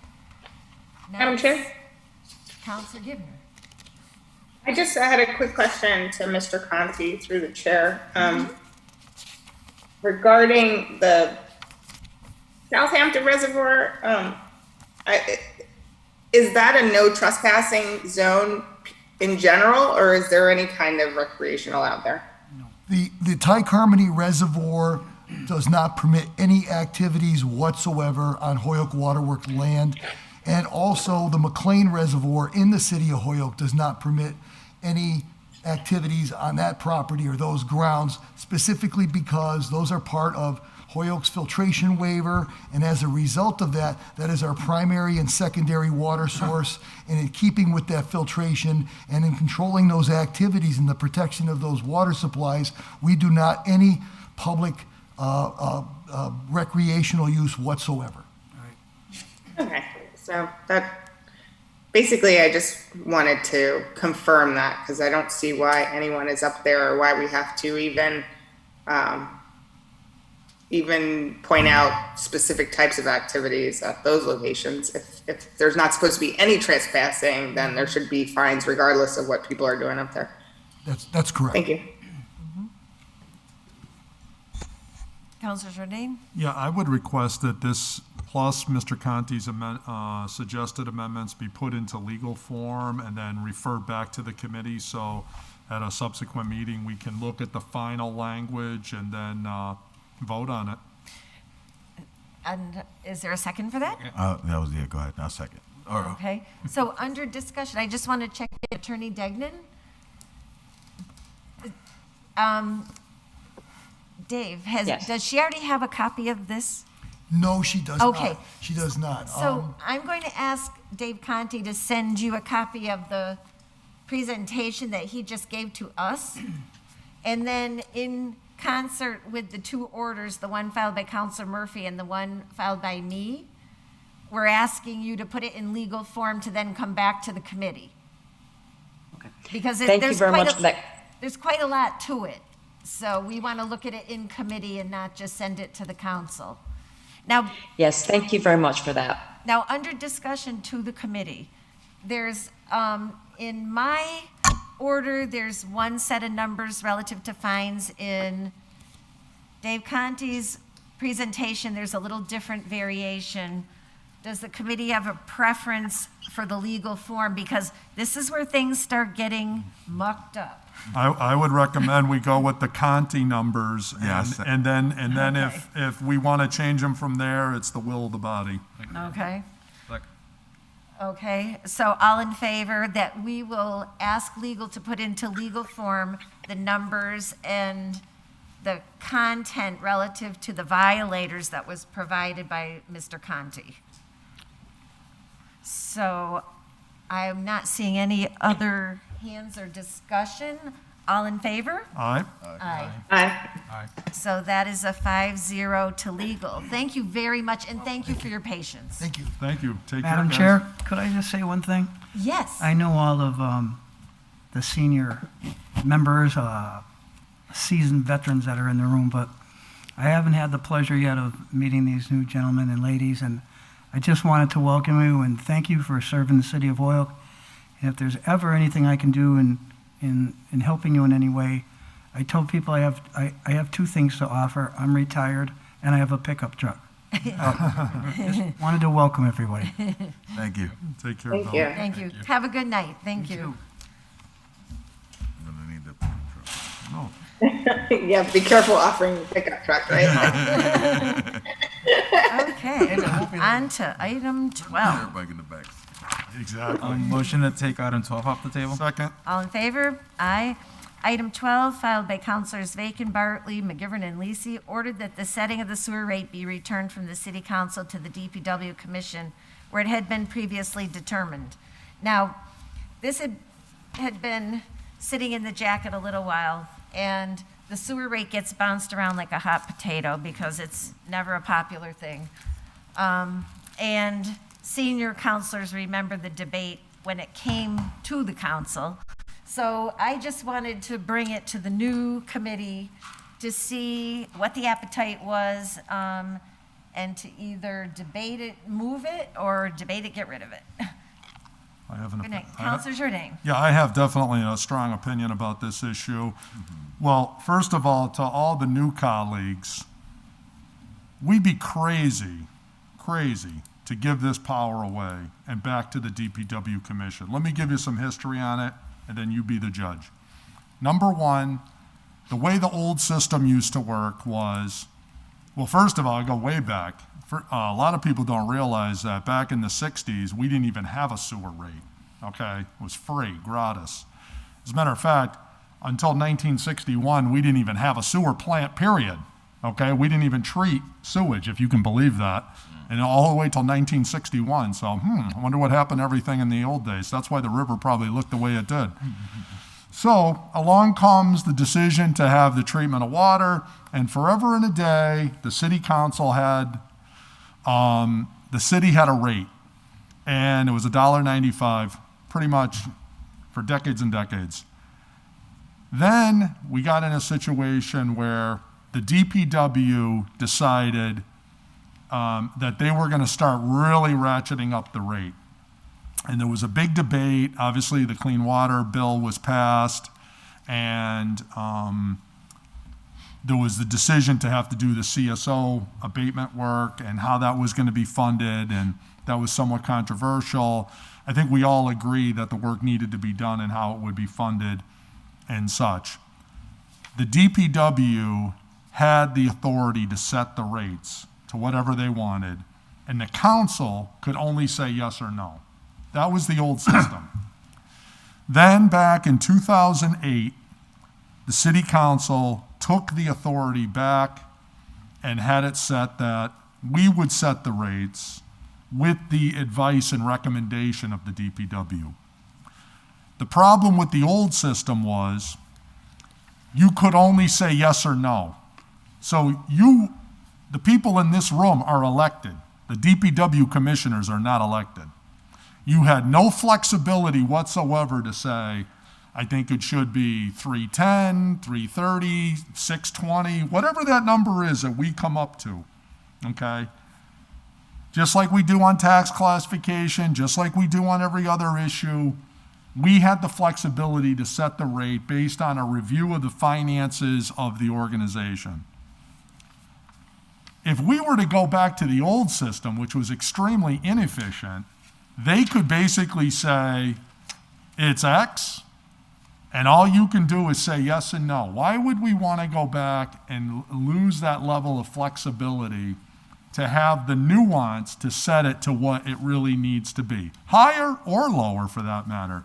And that is an important power of this body. In the old days, I'll also say this, that sewer fund at a very low rate, the plant was getting all kinds of awards, and we were running a $4.3 million surplus. Okay? So there's some discussion you'll hear from time to time with revisionist history that says things like, well, you didn't increase the rate for all these many blah, blah, blah, blah, blah years. Well, why would we? The place was running a multi-million-dollar surplus. Why would I give you more money? Citizens have a right to know that their money is being spent properly, okay? Then what's happened is this thing has gotten really super expensive, and now we're seeing 25%, 25%, 25%, basically every like 2 to 3 years now, and there was just another 25% increase. Of course, the thing I also like about the power being here, we can also hold the department accountable for making sure they're actually collecting the money, making sure that the rate is set properly. They're not, oh, who cares if we collect it or not? Make the other 85% pay more. They've had in this department serious inefficiency, serious lack of accountability, to the point where you had only an 85% collection rate. I don't want to give it the power to the person with the 85% collection rate. The only reason that collection rate has ever gone up is because of this city council. Two things happened. One, we wouldn't give them increases until they fixed it. Number two, we enforced that they had a shut-off program. They never would ever shut anybody off. It was the city council that came up with that power to have the shut-off authority. And by the way, as I testified, I think it was a year ago, the last time they did the increase, another 25% increase, they had only used the shut-off of power like about 43 times on like about 43 accounts over a period of 3 or 4 years. It needed to be used a lot more. The water department uses it on a regular basis, if nothing else, to ensure that people get into payment plans.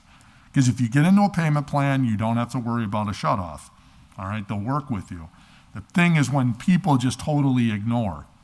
So it is absolutely in the best interest of the taxpayer, okay, and the ratepayer, that the people that they elect, that they have say, if they think we do a lousy job, they throw us the heck out of here, that we have this authority and can have the flexibility to do legislating, and that we have this authority as opposed to kicking it back to the DPW, an unelected body. That is absolutely, in my opinion, in the best interest of the ratepayers and the taxpayers of this community. I think it should stay that way. And otherwise, it's easy for us to pass the buck and say, okay, DPW, you go be the bad guy. And then I get to say yes or no. But then what happens in reality when those debates happen is, well, if you don't pass this, then they won't get anything. And then, all these horrible, things will happen if you don't give them the whatever number. So they get enough people that they get a majority and they say yes. Now it requires an ordinance change and it requires a 2/3 vote to have an ordinance change. And there has to be consensus about something this important. So I really think, counselors, this is the best direction to stay in. The old system didn't work. It's why it came back to the council 14, 15 years ago. And apparently it's working because this council's had no problem. The rate has gone from $1.95 up to, my God, what are we now? Over like 6, 7, we're up to 6 something now, 665 or something like this. I mean, it just keeps going up and up and up. And so I wish I could say that having the council have this power that we're stopping increases, but this council has not shown a proclivity to not increase the rates. In fact, if anything, it's as much or anything more. But at least people can say, Jourdain, Rivera, there's a name to however we vote, and we can be held accountable on election day. So that's my opinion. Thank you. Councilor McGivern? Thank you, Councilor Bacon. Call me crazy, but I do support this order for a number of different reasons. When the plant was built in the 60s and I was in grammar school, it was built too small. It doesn't handle adequately the amount of sewage that needs to go through the system in the city of Holyoke. Also, because of the age of the city, we have too much combined sewer and the overflow problem with the stormwater drain situation, which newer modern cities, older cities that have addressed this problem separate that so that when there's a storm, you do not divert untreated sewage into the Connecticut River. Now, whether we recognize we have to correct that because it's a mandate of the federal government, or whether we recognize that should be corrected because I think it's just common sense that you don't want untreated sewage going into any river, especially our river that we border, on the Connecticut itself. The reason I support the rate change going back is probably the opposite of what Councilor Jourdain has pointed out, is the commission is in charge of that plant, of operating it. They know the ins and outs. The mandate is what it is. The costs are what they are, and they're all public record. The gentleman that just left this on the prior 2 items, the water department is one of the most well departments run in the city. We even appoint the commissioners. They set the rate for the water department. The gas and electric sets the rate for electricity for which they produce. The gas and electric sets the rate for gas for which they buy and distribute to customers within the city of Holyoke. They control their departments though, and that's the importance of letting them be in control of the departments. They cannot do major projects without coming back to the city. They cannot borrow. Not one of those departments can borrow, go into any debt obligation, even though it comes out of their own revenue and is actually assessed by their own revenue in terms of debt obligation to the city itself. They still have to come back to the city. I note that during a period of time when we did take over by ordinance to control this rate, on 5 of the last 6 years, the taxpayers have had to supplement the sewer department. No property tax owner should have to supplement a sewer rate or a water rate or a gas and electric rate. That has to come out of the users. And I think that the control should go back to where it belongs, to the people who are in charge of the department, who are in charge of what goes on at the treatment plant itself. I do agree with one thing with Kevin. It's ugly, the cost of going up on this situation. When we built the Berkshire's combined sewer overflow plant itself, it was very expensive, and a big part of the rate is going to pay for that bond. It's only 48% of the problem in the city of Holyoke. The plant, Bob Parent's been in, the city engineer, they are looking for as much grant money as possible as little projects are getting done. We're trying to convince first Mayor Murphy, now Mayor Garcia, to use the ARP money, to take care of some of this. There are some restrictions on that, but we think that that money is coming down the road to do other CSO projects themselves. But when the rate change belongs solely to us, it becomes political. And the political part of it just puts untoldingly dollars on the property tax owner where it should be in the ratepayer owner, and that's where all of the revenue should come from, in my humble opinion. Thank you. Call me crazy. Thank you. So I'm going to chime in here on this, and then I will recognize Counselor Givner. I filed this order, I think, partly out of frustration. Not that I'm totally hung up on where the rate originates from, but because it was just a situation of paralysis where we weren't doing anything. And so I was looking to have a process where at least something would be initiated. We can have debate and discussion, and Councilor Jourdain is correct. The rate just comes to us from the department, and then we have to vote it up or down, sort of like a financial transfer, which we don't like because it doesn't give us the ability to amend it and to make it more to our liking. However, if the council doesn't approve the rate that comes to it from the DPW, then the same effect is achieved. If we say no, then the DPW has to go back and they have to crunch their numbers, they have to look for the accountability, they have to look for the collections, et cetera, et cetera. So in my mind, it does not diminish the accountability factor. And I have to say, I am extremely proud of the work that we did in the old council, where we implemented the shut-off program for the people who would not pay. And people knew nothing would happen to them, so they just didn't pay. And it just went against their house, and who cares, or their business. They're not going to sell it for 30 or 50 years anyway, so they didn't care. So we were able to build in some accountability that had historically been lacking. So I think to some degree, we've improved the overall system. And certainly, we need to always be looking for efficiencies and greater accountabilities. I'm really looking to our new mayor, who really seems to be bringing that approach to the table, to be working with department heads, which we will sooner than later have a new department head of DPW. And so I'm generally inclined to have a department run its department. And we will still have our name on our vote, and we will still have our microphone to say whether we think the DPW is bringing forth a reasonable rate, or whether we think they are not doing everything they need to do. So I don't see it minimizing, at least my personal role in that regard. But no matter how you look at it, the setting of rates where it's going from $2 to $6 or $7 or $8 or $9 in the span of relatively few years is never pretty, it's never fun, and it's never easy, because we all know the burden that our community is under in that regard already. So I don't think it's an easy thing, but I think it's a little bit more in line with generally how business would be done.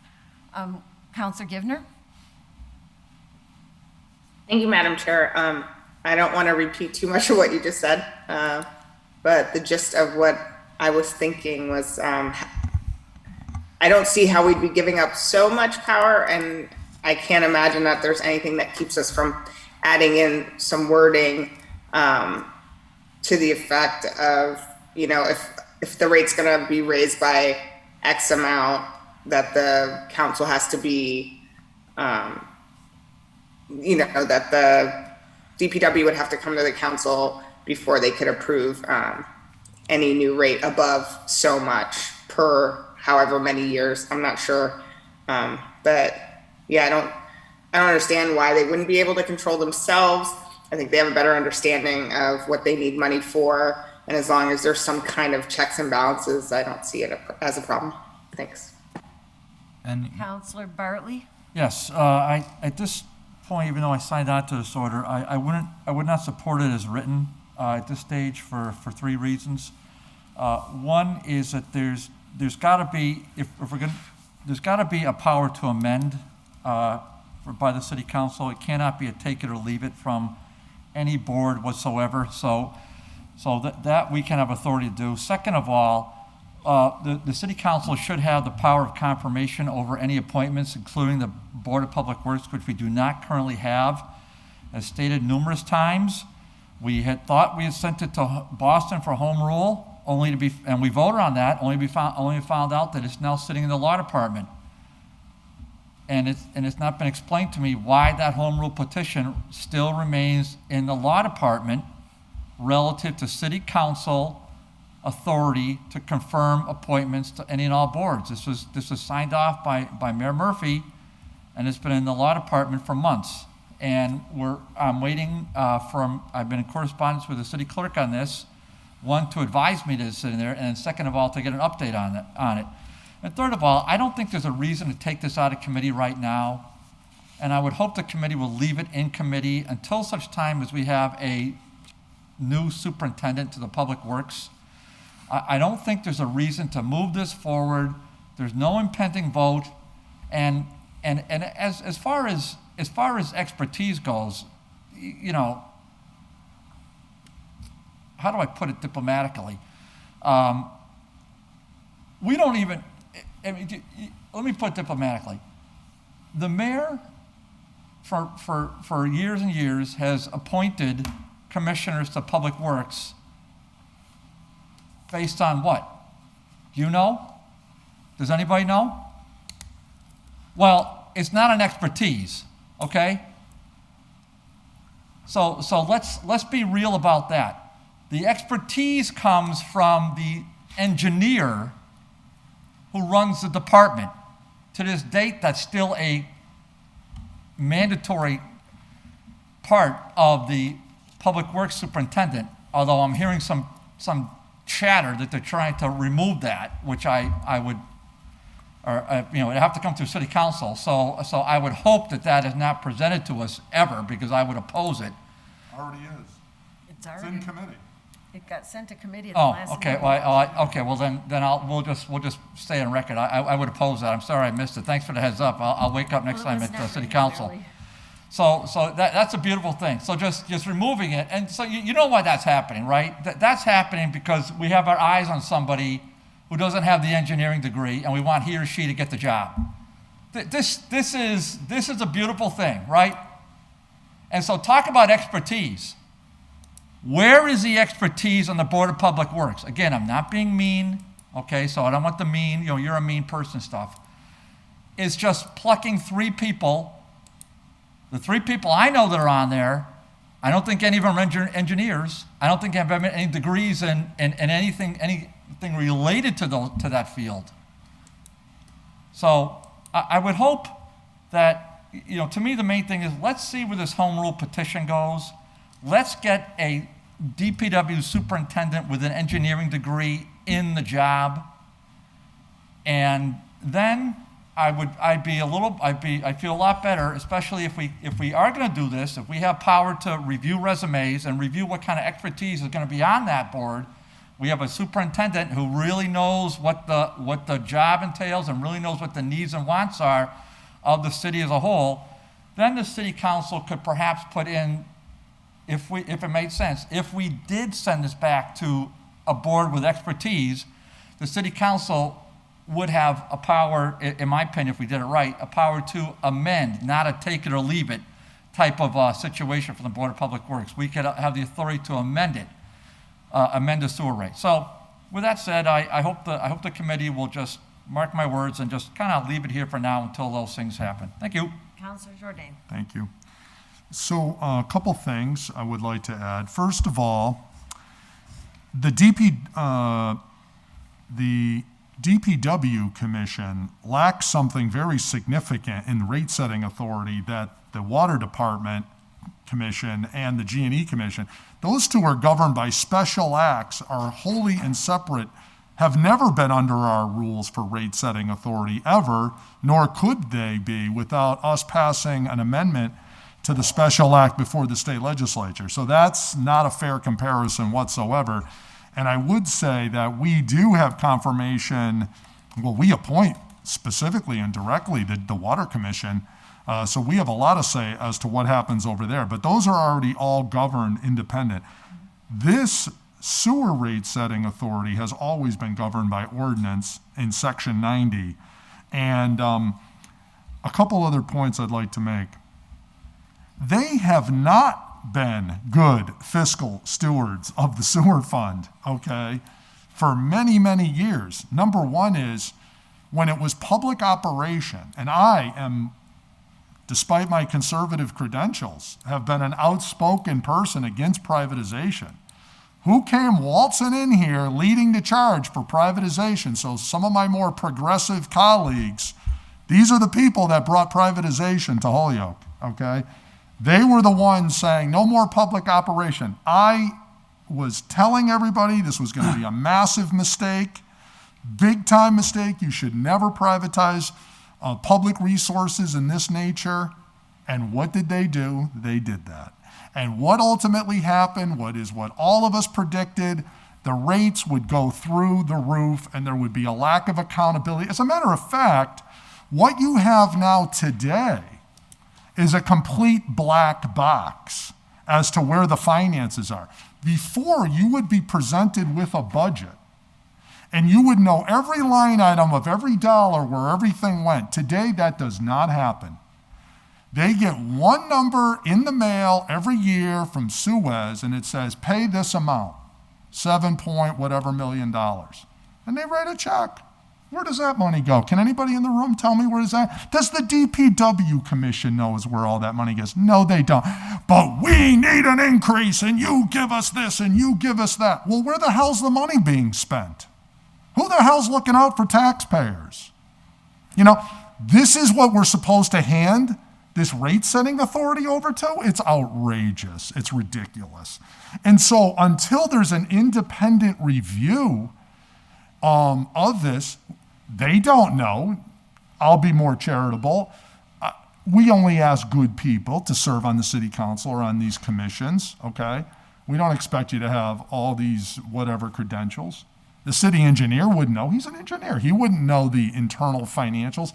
There's a lot of stuff into the contract. When they proposed to have the contract in 2005, $100,000 a year was supposed to be spent for determining the turbidities, the loadings, all of these different factors that determine the cost that's supposed to be applied. Guess how much is in the budget for analysis of the contract? $0. So guess what happens? There is no analysis. Let me allow you in on the dirty little secret. There is no analysis of the contract. They simply send a bill, and there isn't anybody that has any analysis whatsoever to question any of the amounts that they give. Would you just write a check for someone, a blank check for $7 million to somebody, and then they say, just take our word for it?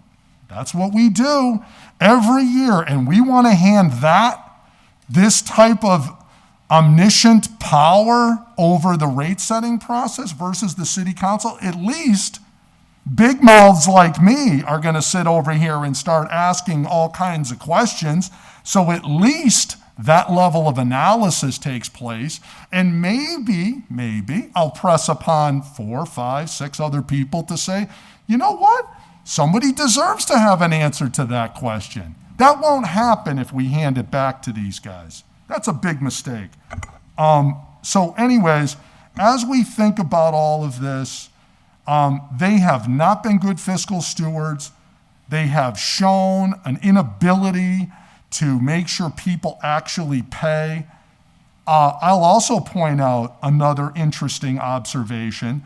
Previously, the superintendent, 20% of his salary, and to date it's always been a his, so I'll use his, 20% of his salary has been earmarked and paid for out of the sewer fund because 20% of his duties were supposed to be done observing the sewer fund. Guess what happened? Suez took over those duties, and was there a 20% pay reduction? No, there was not. Just an observation. So, if somebody said to me, hey, Jourdain, you can do 20% less work and still get the same pay, do you think I'm going to come in and say, no, please let me do all that extra work and I won't get paid any extra? Do we see that there might be potentially an incentive to not want to have this type of transparency and have public operation of the facility?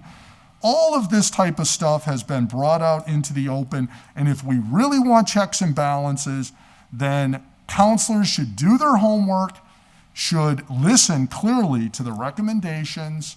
There should be financial analysis in the rate setting, and we should make sure that every dollar is spent the way it is, and that should be done out in the open here at the city council, and they can make whatever recommendation they want, and we will take and give that consideration.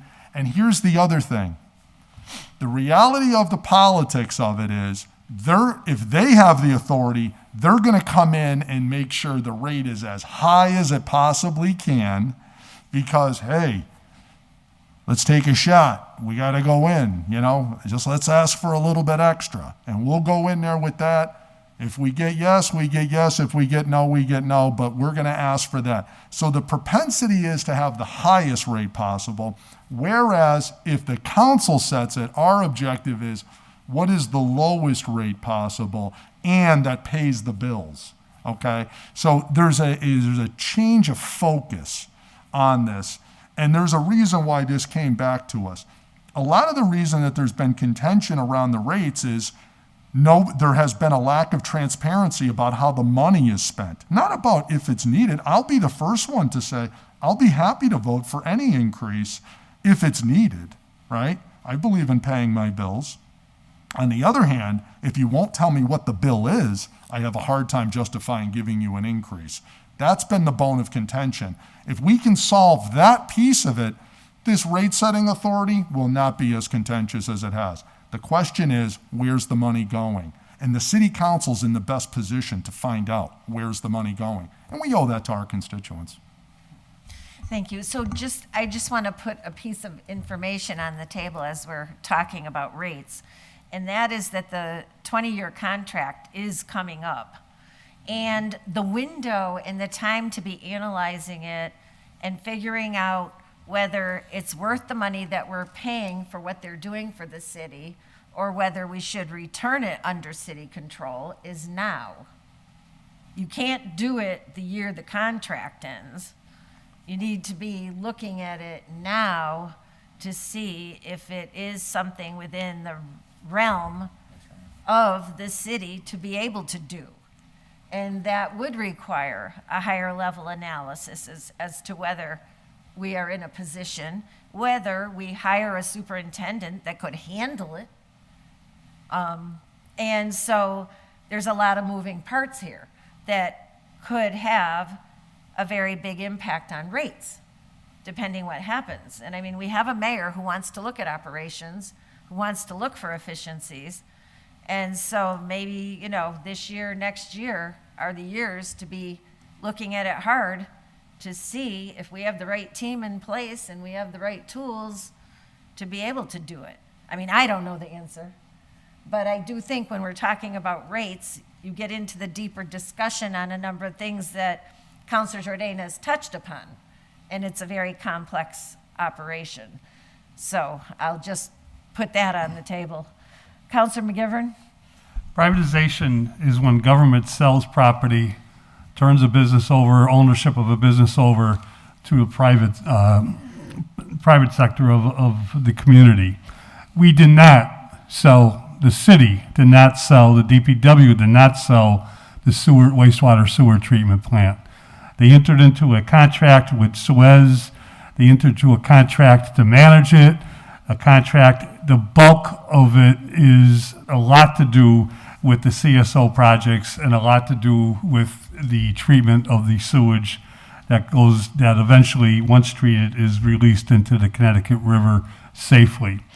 The superintendent is responsible for that contract. The superintendent is responsible for a number of things besides what I just said that contract in Suez is responsible to do, and the superintendent must oversee that. The commissioners oversee the superintendent, and the commissioners, therefore, are in charge of the departments with the management being performed by contract by Suez. It's not privatization. Never has been privatization.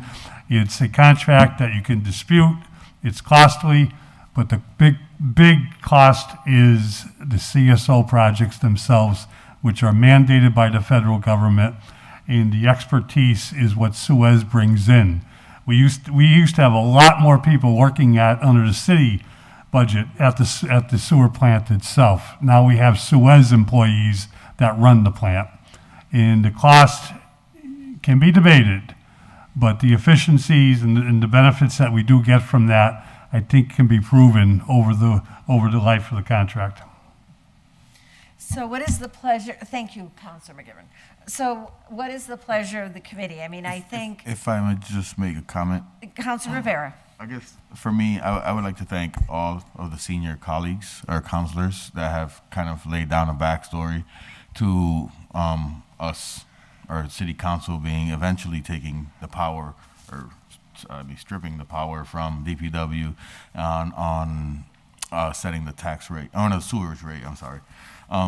Normally, I feel like I'm not a fan of micromanaging, but in a sense, and I feel like this is kind of micromanaging a department that normally would control the sewage rate, but because of history and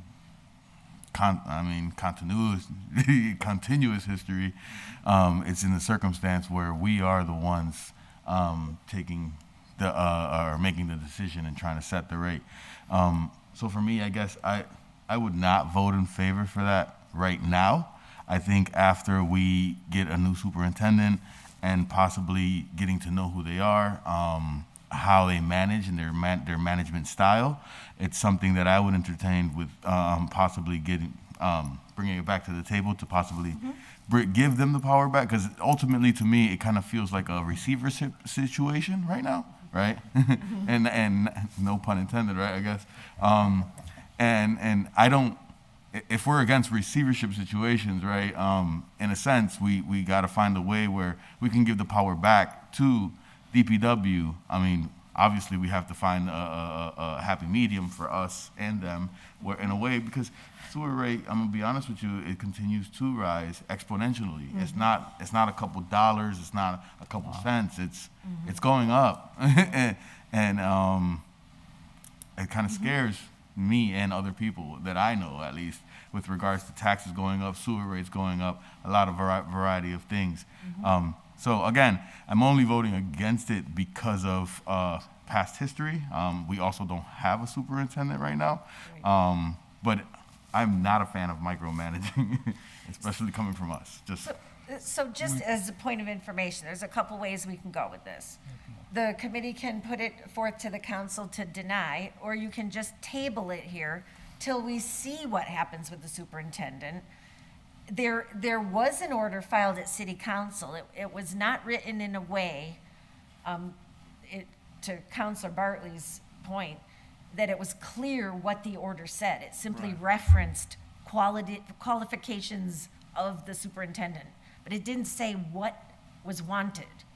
I later learned what is wanted, and so I filed an order to clarify what that order was, because it was sent to ordinance, and I think in open meeting law, we should know what is sent to committee. So in any event, we can go two different ways with it. If you want to keep it in the jacket to look at again, or if you want to dispose of it. I mean, I'm fine with either, because we're all free to file orders, to have them go away, and then down the road, file them again, depending on circumstances. So, I mean, it's just what happens. So there's no wrong answer. Counselor Jordan. I was gonna say, I like what Councilor Rivera said. I also will add that if we were gonna ever give it back, we have to do it in a way that puts in some of these safeguards. Like, for example, that there is gonna be financial analysis, that we are gonna have an independent. Right. Because if we are going to have these people spending our money, I need to know where the money is going. And the public has a right to inspect and know where every dollar is going. How much is their profit? What is Suez? Can anybody in the room tell me what Suez gets? If you vote to give them, is it 600,000? Is it 700? How much is their profit in all of this, right? You represent the people, and the people have a right to know where the hell their money's going, right? So, these questions, I'm telling you, when we had public operation, this was less contentious. They would come in, basically they never came in anyways, because the place, as I was saying, was running a $3 million surplus, so they never came in for a raise. The rate was the same. But the point is, if we were gonna entertain this, we have an array of options. Right. So I think maybe either we table it and come up with another plan, or we just deny this for now and we come up with a Well, thing. those are the two options Yeah. you just delineated. I don't know what Counselor, the other. Are you set for now? I'm all set, yeah, thank you. Counselor McGivern? Just on Suez, it's an argument. Well, we're going to debate it again with the contract coming up. I think the clauses may have already gone by, but Suez does not set the sewer rate. The city does. The suggestion here is that it shouldn't be the city council, it should be the DPW commission, not Suez. Right. Yeah. So, Can I make a motion But, to table item 12? I'm not going to ask for a second on it yet, so I can recognize Counselor Givner, because you can't debate a table Yeah. motion. So, but I know you made it. Counselor Givner. Thank you, Madam Chair. If I can remember what my point was, I probably should have wrote it down. But if it's my understanding that Suez is a contractor who runs the DPW for the city of Holyoke, correct? The sewer plant, the sewer treatment plant, not the whole department. Just the sewer treatment plant. Yes. Okay, and the DPW is made up of all Holyoke, is all on Holyoke payroll. Is all city of Holyoke employees, correct? Outside of the Except- Suez contracted facility. Yes. So the Yes. people who would make decisions about sewage rate increases would be city of Holyoke employees, correct? Well, they'd be making the recommendation, and the commissioners are residents of Holyoke. And they make the recommendation for the sewer rate changes to the council currently. Correct. That's how it happens now. But Suez's employees are private. Right. But what does that have to do with making decisions about the sewage rates? No, it doesn't. The commission sets the rates, and with our yes or no approval. That's correct. But the point is, nobody knows, when you're setting the rates, the question is, you're setting the rates because you need X amount of money. The problem is we don't know where X amount of money is going. All we know is it's one. So we don't know how we're paying a subcontractor or how much we're paying them and why. We and know how. how, no, we only know So- they have a fixed amount that they give a bill. And then the question is, pay it, yes or no? So if I may, so they have a contract with the city, and the contract is very complex and very many pages long. And it's a very complex contract to manage and oversee, but the price of the service is what we know, and we're paying for the services that they're providing. What we don't know is how much money do they make. They don't have to. Or how they calculate They it. don't have to disclose that to us, but we have the ability to audit the contract and audit the numbers and the measures, but we've never done it, to my knowledge. Nope. We've never done it over the life of the contract. We could have, but we never have, to my knowledge. Only been 20 years. We've trusted the numbers that they've come back and said, this was this, so you get that, or this was this, so this went to that.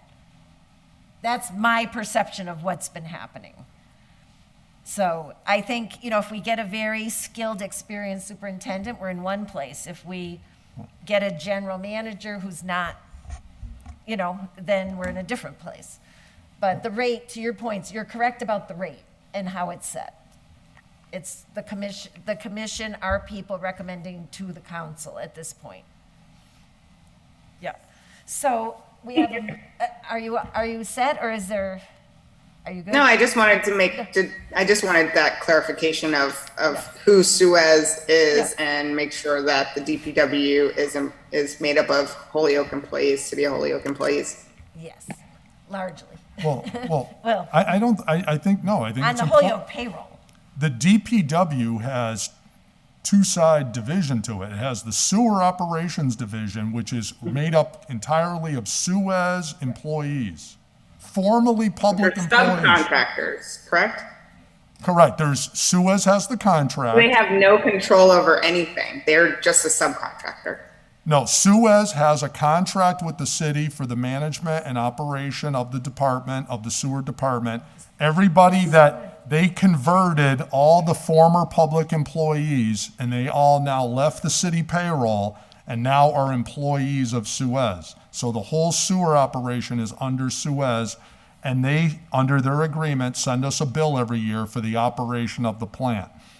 Now, on the other hand, it is correct, the rest of the DPW, highway division and all the other components, trash and whatnot, that's all public employees. If I may, if I may, So I no think, matter who, right now, no matter what, the city dictates the sewage rate is, I guess, what I'm getting at. Whether it's the DPW commission or the city council, it's not being decided by any entity outside of City of Holyoke. Correct. Employee Correct. or body. Correct. That's right. and if I may, Councilor Rivera, yes. I think, and for me, that now hearing the back and forth, and I'm kind of like understanding something, so or having an epiphany, I guess, right? So the sewer does set, the city does set the rate, but based on the recommendations of Suez? Of DPW. Right, but Suez gives those recommendations to the board of directors. No, Suez the gives the commission. bill to DPW. Right, Which goes into the whole No, okay. but then- budget, right? No, I'm getting that, but if Suez is managing the day-to-day operations, right, they need to know what they need for tomorrow's operation. Right. So they're gonna ask us for what they need for that operation. Right, it's actually contractualized, so it's Okay. in the contract. Okay. This year it's Negotiated. this, next year it's that, it's in. Okay, so I guess the Yeah. check and balance piece that Mr. Jourdain or Councilor Jourdain is referring to is we don't know for sure what they're asking for is what they need. We've not audited the contract. Okay, that's just for clarification for myself. Thank you. I was like, that's why I would like to table it, because I feel like there's some orders that some of us are like to put in to make this make more sense before we put it out. committee. That sounds good. So All right. we have a motion to table. Is there a second? Second. It's not debatable. All in favor? Aye. But it was good discussion. Yeah. And, At least you have the backstory, yeah. right, right. And I mean, people are new and it's complicated and so, A very good discussion. Just Yeah. call me crazy. better to have it earlier than later, I say. Okay, Motion to take item 13 off the table. all in favor? Aye. Item 13, followed by me, that street vendors who have received, and I wrote in error, a special permit, it should say license. Because usually everything we do is by special permit, but street vendors are by license. Okay. So street vendors who have received a license may be granted a renewal of the license for the same location without a hearing when all required approvals are presented with the application and any required fees, taxes are paid. And the idea behind my order was that we have home occupation permits that we issue. And if a person's doing the same business, the same way, they're paying their bills, they're meeting the rules for their business, whatever it is, then we don't make them come in for a public hearing every year. We just review. Are they meeting the rules for their business? And I should probably have put that in. I should have added regulations like a street vendor has to have a permit from the health department and a couple other things. But if they have all that, they come in with it, present it with their renewal, to me, we should just be able to do it on the floor of the council and not turn it into a 2 or 3 month process. Okay. But Do we need an ordinance change to do that, Linda? so I'm not clear on that, and Attorney Degnan and I went back and forth a little on it. I think we might need new language on it. So what I communicated to Attorney Degnan was if it was the will of the committee to move forward with this, that we would send it over to legal for legal language that would come back to us. Because it's new territory, I think, because it's a license, and I'm not sure of how that works. Yeah, So- Madam Chair, and is there some form of provision just in case there are complaints of that said business person on that street and they come to do the renew their license and do they automatically get it?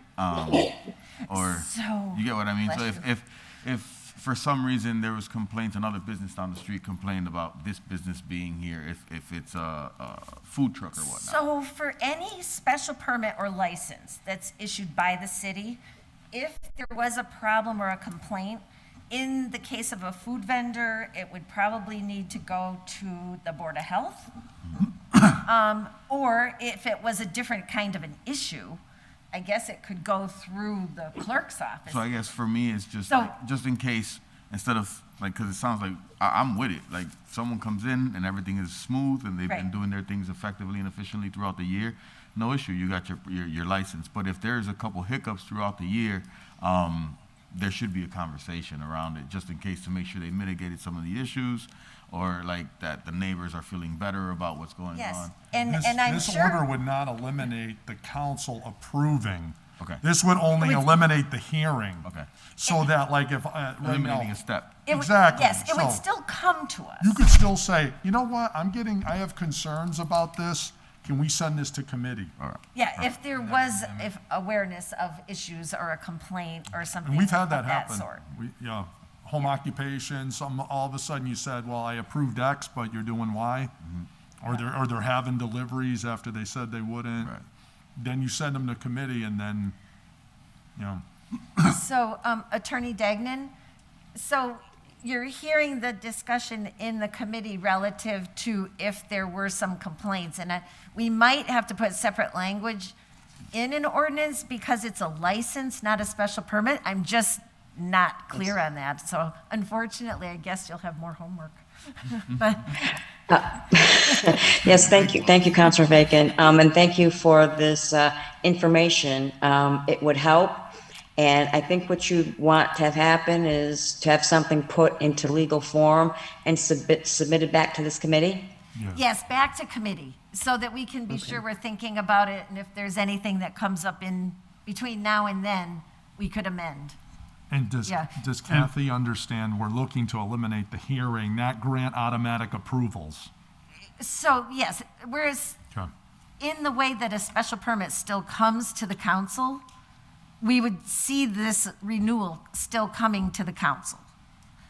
Okay. Counselor McGivern. Just because there's always a lot of confusion about this, the only thing that we have authority over is if a street vendor wants to do business on public property, a sidewalk, a parking space, a park. That's the only thing we have authority for. The Board of Health and Mass General Law They governs do all all the the- health codes. Other help. No, that's what I was thinking about more or Yeah. less, yeah. Yeah, it's only location. Right. Okay. All right, so I'll entertain a motion. Motion to refer it to the law department to draft in the legal form and send it back to the committee? Second. All in favor? Aye. Aye. Okay, thank you very much. So that'll come back to committee and the other one. Motion to take item 14 off the table. Second? All in favor? Aye. Item 14, ordered that the ordinance committee meet to discuss downtown parking meters in terms of the amount of time allowed and the price charged, as well as how we might increase the number of payment options available.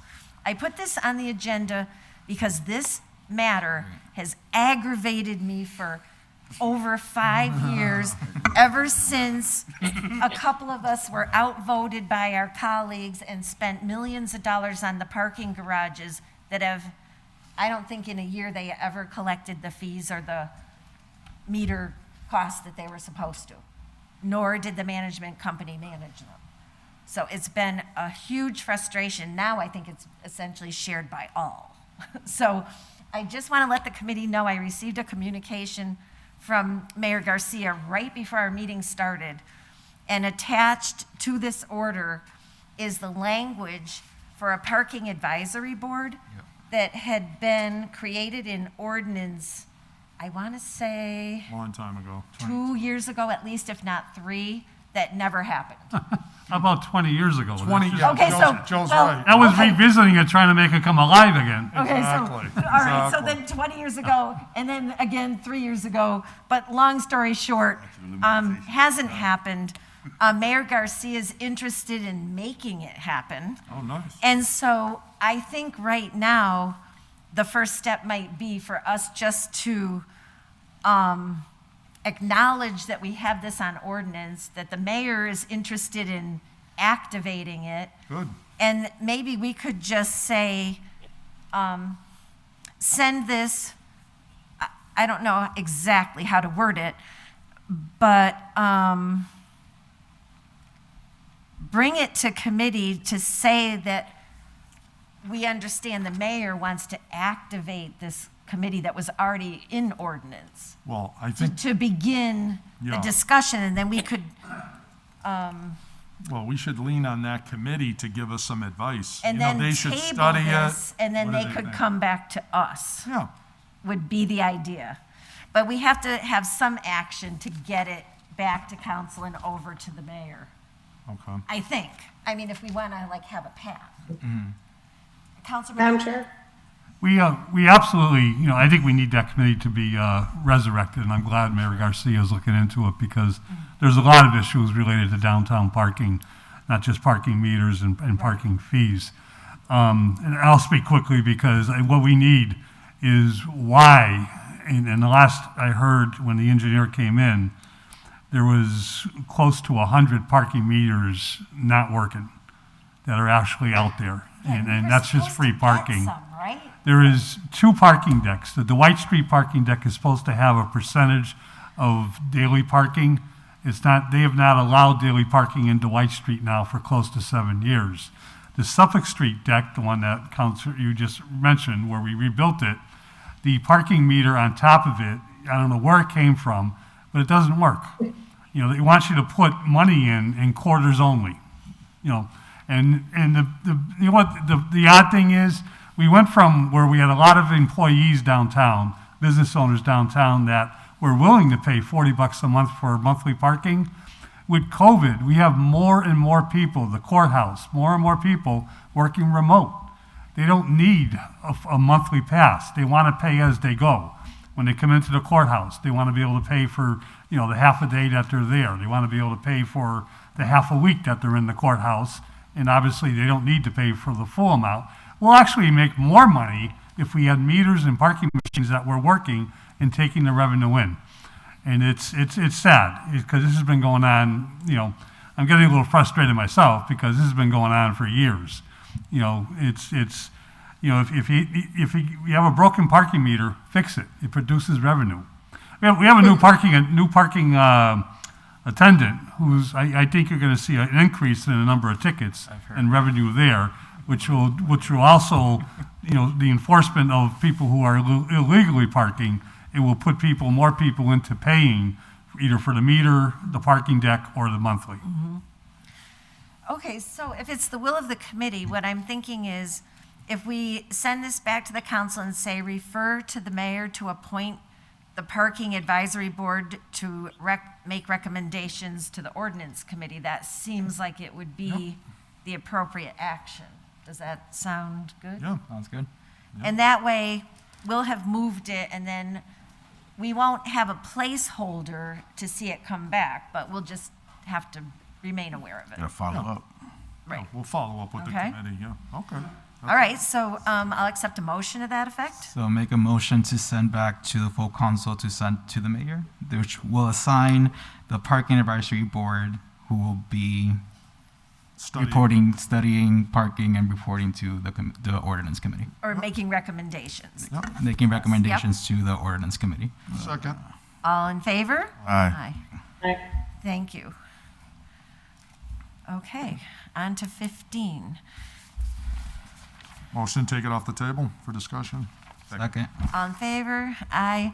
Order that the ordinance committee meet to discuss amending the demolition order regarding historical commission review to begin the process once a property has been listed by the problem property group. The goal of this would be to enhance the possibility of preserving structures and to do so prior to extensive building deterioration, which then escalates costs. My understanding of this order, and it's general in nature because I don't have the attachment that I think came along with it at some point, is that the historical commission would be at the table with the property group earlier in the discussion. Then when it gets to the point where they want to demo it, and then the historical commission says, we want to do a demo delay. So I think the thinking was, if they were at the table earlier in the process, there would either be an understanding of why it needs to be demoed, or there could be remediation steps taken earlier on to avoid the need for a demo. I mean, that's my understanding of what the intent was, although it doesn't really lay it out there totally specifically. Counselor Jourdain. Yeah, I'll have to talk to Counselor Murphy on what he intended, but I like the spirit of it. I think as a community, it's wise of us to be preserving buildings that are, historically significant, and ones that we should be exploring possibilities where they can be preserved, and if there's dollars to do that. So to the extent that we can bring people in earlier in that process to have that conversation, I mean, I'm the one that filed the original demolition delay ordinance umpteen years ago, which has the process we have today, because I was very concerned that it just seemed like it was tear it all down, no questions asked. And we didn't have any process to protect, historically significant buildings at all. We never even had a delay opportunity. So, yeah, I think that's the spirit of why the ordinance was adopted. It wasn't designed to stop, people from really tearing down a building that's unsafe. That can always happen. But the point is, where there is a real conversation that can be had, then that should happen as soon as possible. So I don't know what kind of wording you're being suggested, but. Well, for now, I think I would suggest that we table it so we can get a little bit more insight, and I can find the language, and I'm sorry, I just don't have my hands on for tonight. So, motion to table item 15. Second. All in favor? And then, if you don't mind following up with Terry. Yeah, I'll ask Terry what he can. Yeah. Yeah, so, but I didn't want to let it just disappear in the jacket, so. All right, so now, the rest of this looks very long and very complicated. However, let me say, the list of orders that I'm trying to get out of the jacket are almost all from 2016 to 2018. There's like maybe one that I had put forth in 2020 and one that was put forth in 2021 that was already done. So it was a duplicate, if you see it, 53 and 54. Everything else is from 2016 to 2019. It's 3 years old now, or, we're into the third year. I got a Councilor Roman one here. And That's so- that's a few years The ago. jacket's just loaded with this, so I'm trying to get some control over the jacket, and for Jeffrey, less paper for him to keep shuffling through. So if the committee will indulge, I would like to do abbreviated readings on these. So that, and the idea is that we take up item 16 through item 54 as a package, and that they be given leave to withdraw. Second. So, okay, all in favor? Aye. Okay, so item 16, that speed humps be installed, they were not found to be warranted. They never got on the agenda for the city council in 2018. It's too old to put it on the agenda now. 17, to change loudspeaker permitting authority. 18, to create a gentrification mitigation zone. 19, remove the position of the city council member to the CPC. 20, that we develop a comprehensive sign ordinance. That's you now, right? Yeah, we can't do that. 21, Yeah, good. to prohibit Need you there. plastic bags. 22, parking options on Hamden and Beacon. 23, adopt a small cell tower installation ordinance. 24, stipend for fire commissioners. 25, speed humps on Bemis. Those went through, I think. 26, petition for speed humps on Elmwood. 27, list of employees in the supervisors union. 28, payroll salary schedule be amended. 29, voters at the next election allow marijuana. 30, no change in pay for elected official during the current term. That's 30 already a state law, by the way. 31, sign be placed on prohibiting trucks on Monroe Street. 32, review of the sign ordinance. 33, again, rescind the sign ordinance. 34, committee to study the costs and benefits of establishing a control facility. 35, renaming Chapin Street. 36, compensation plan being changed. 37, pass a wage theft ordinance. 38, resident-only parking signs on Columbus Avenue. 39,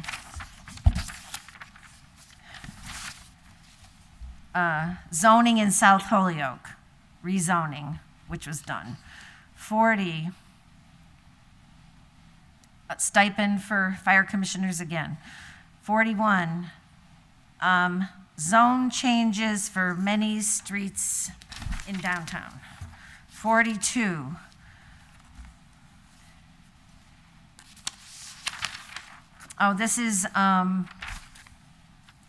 this is like the order we just did around the licenses.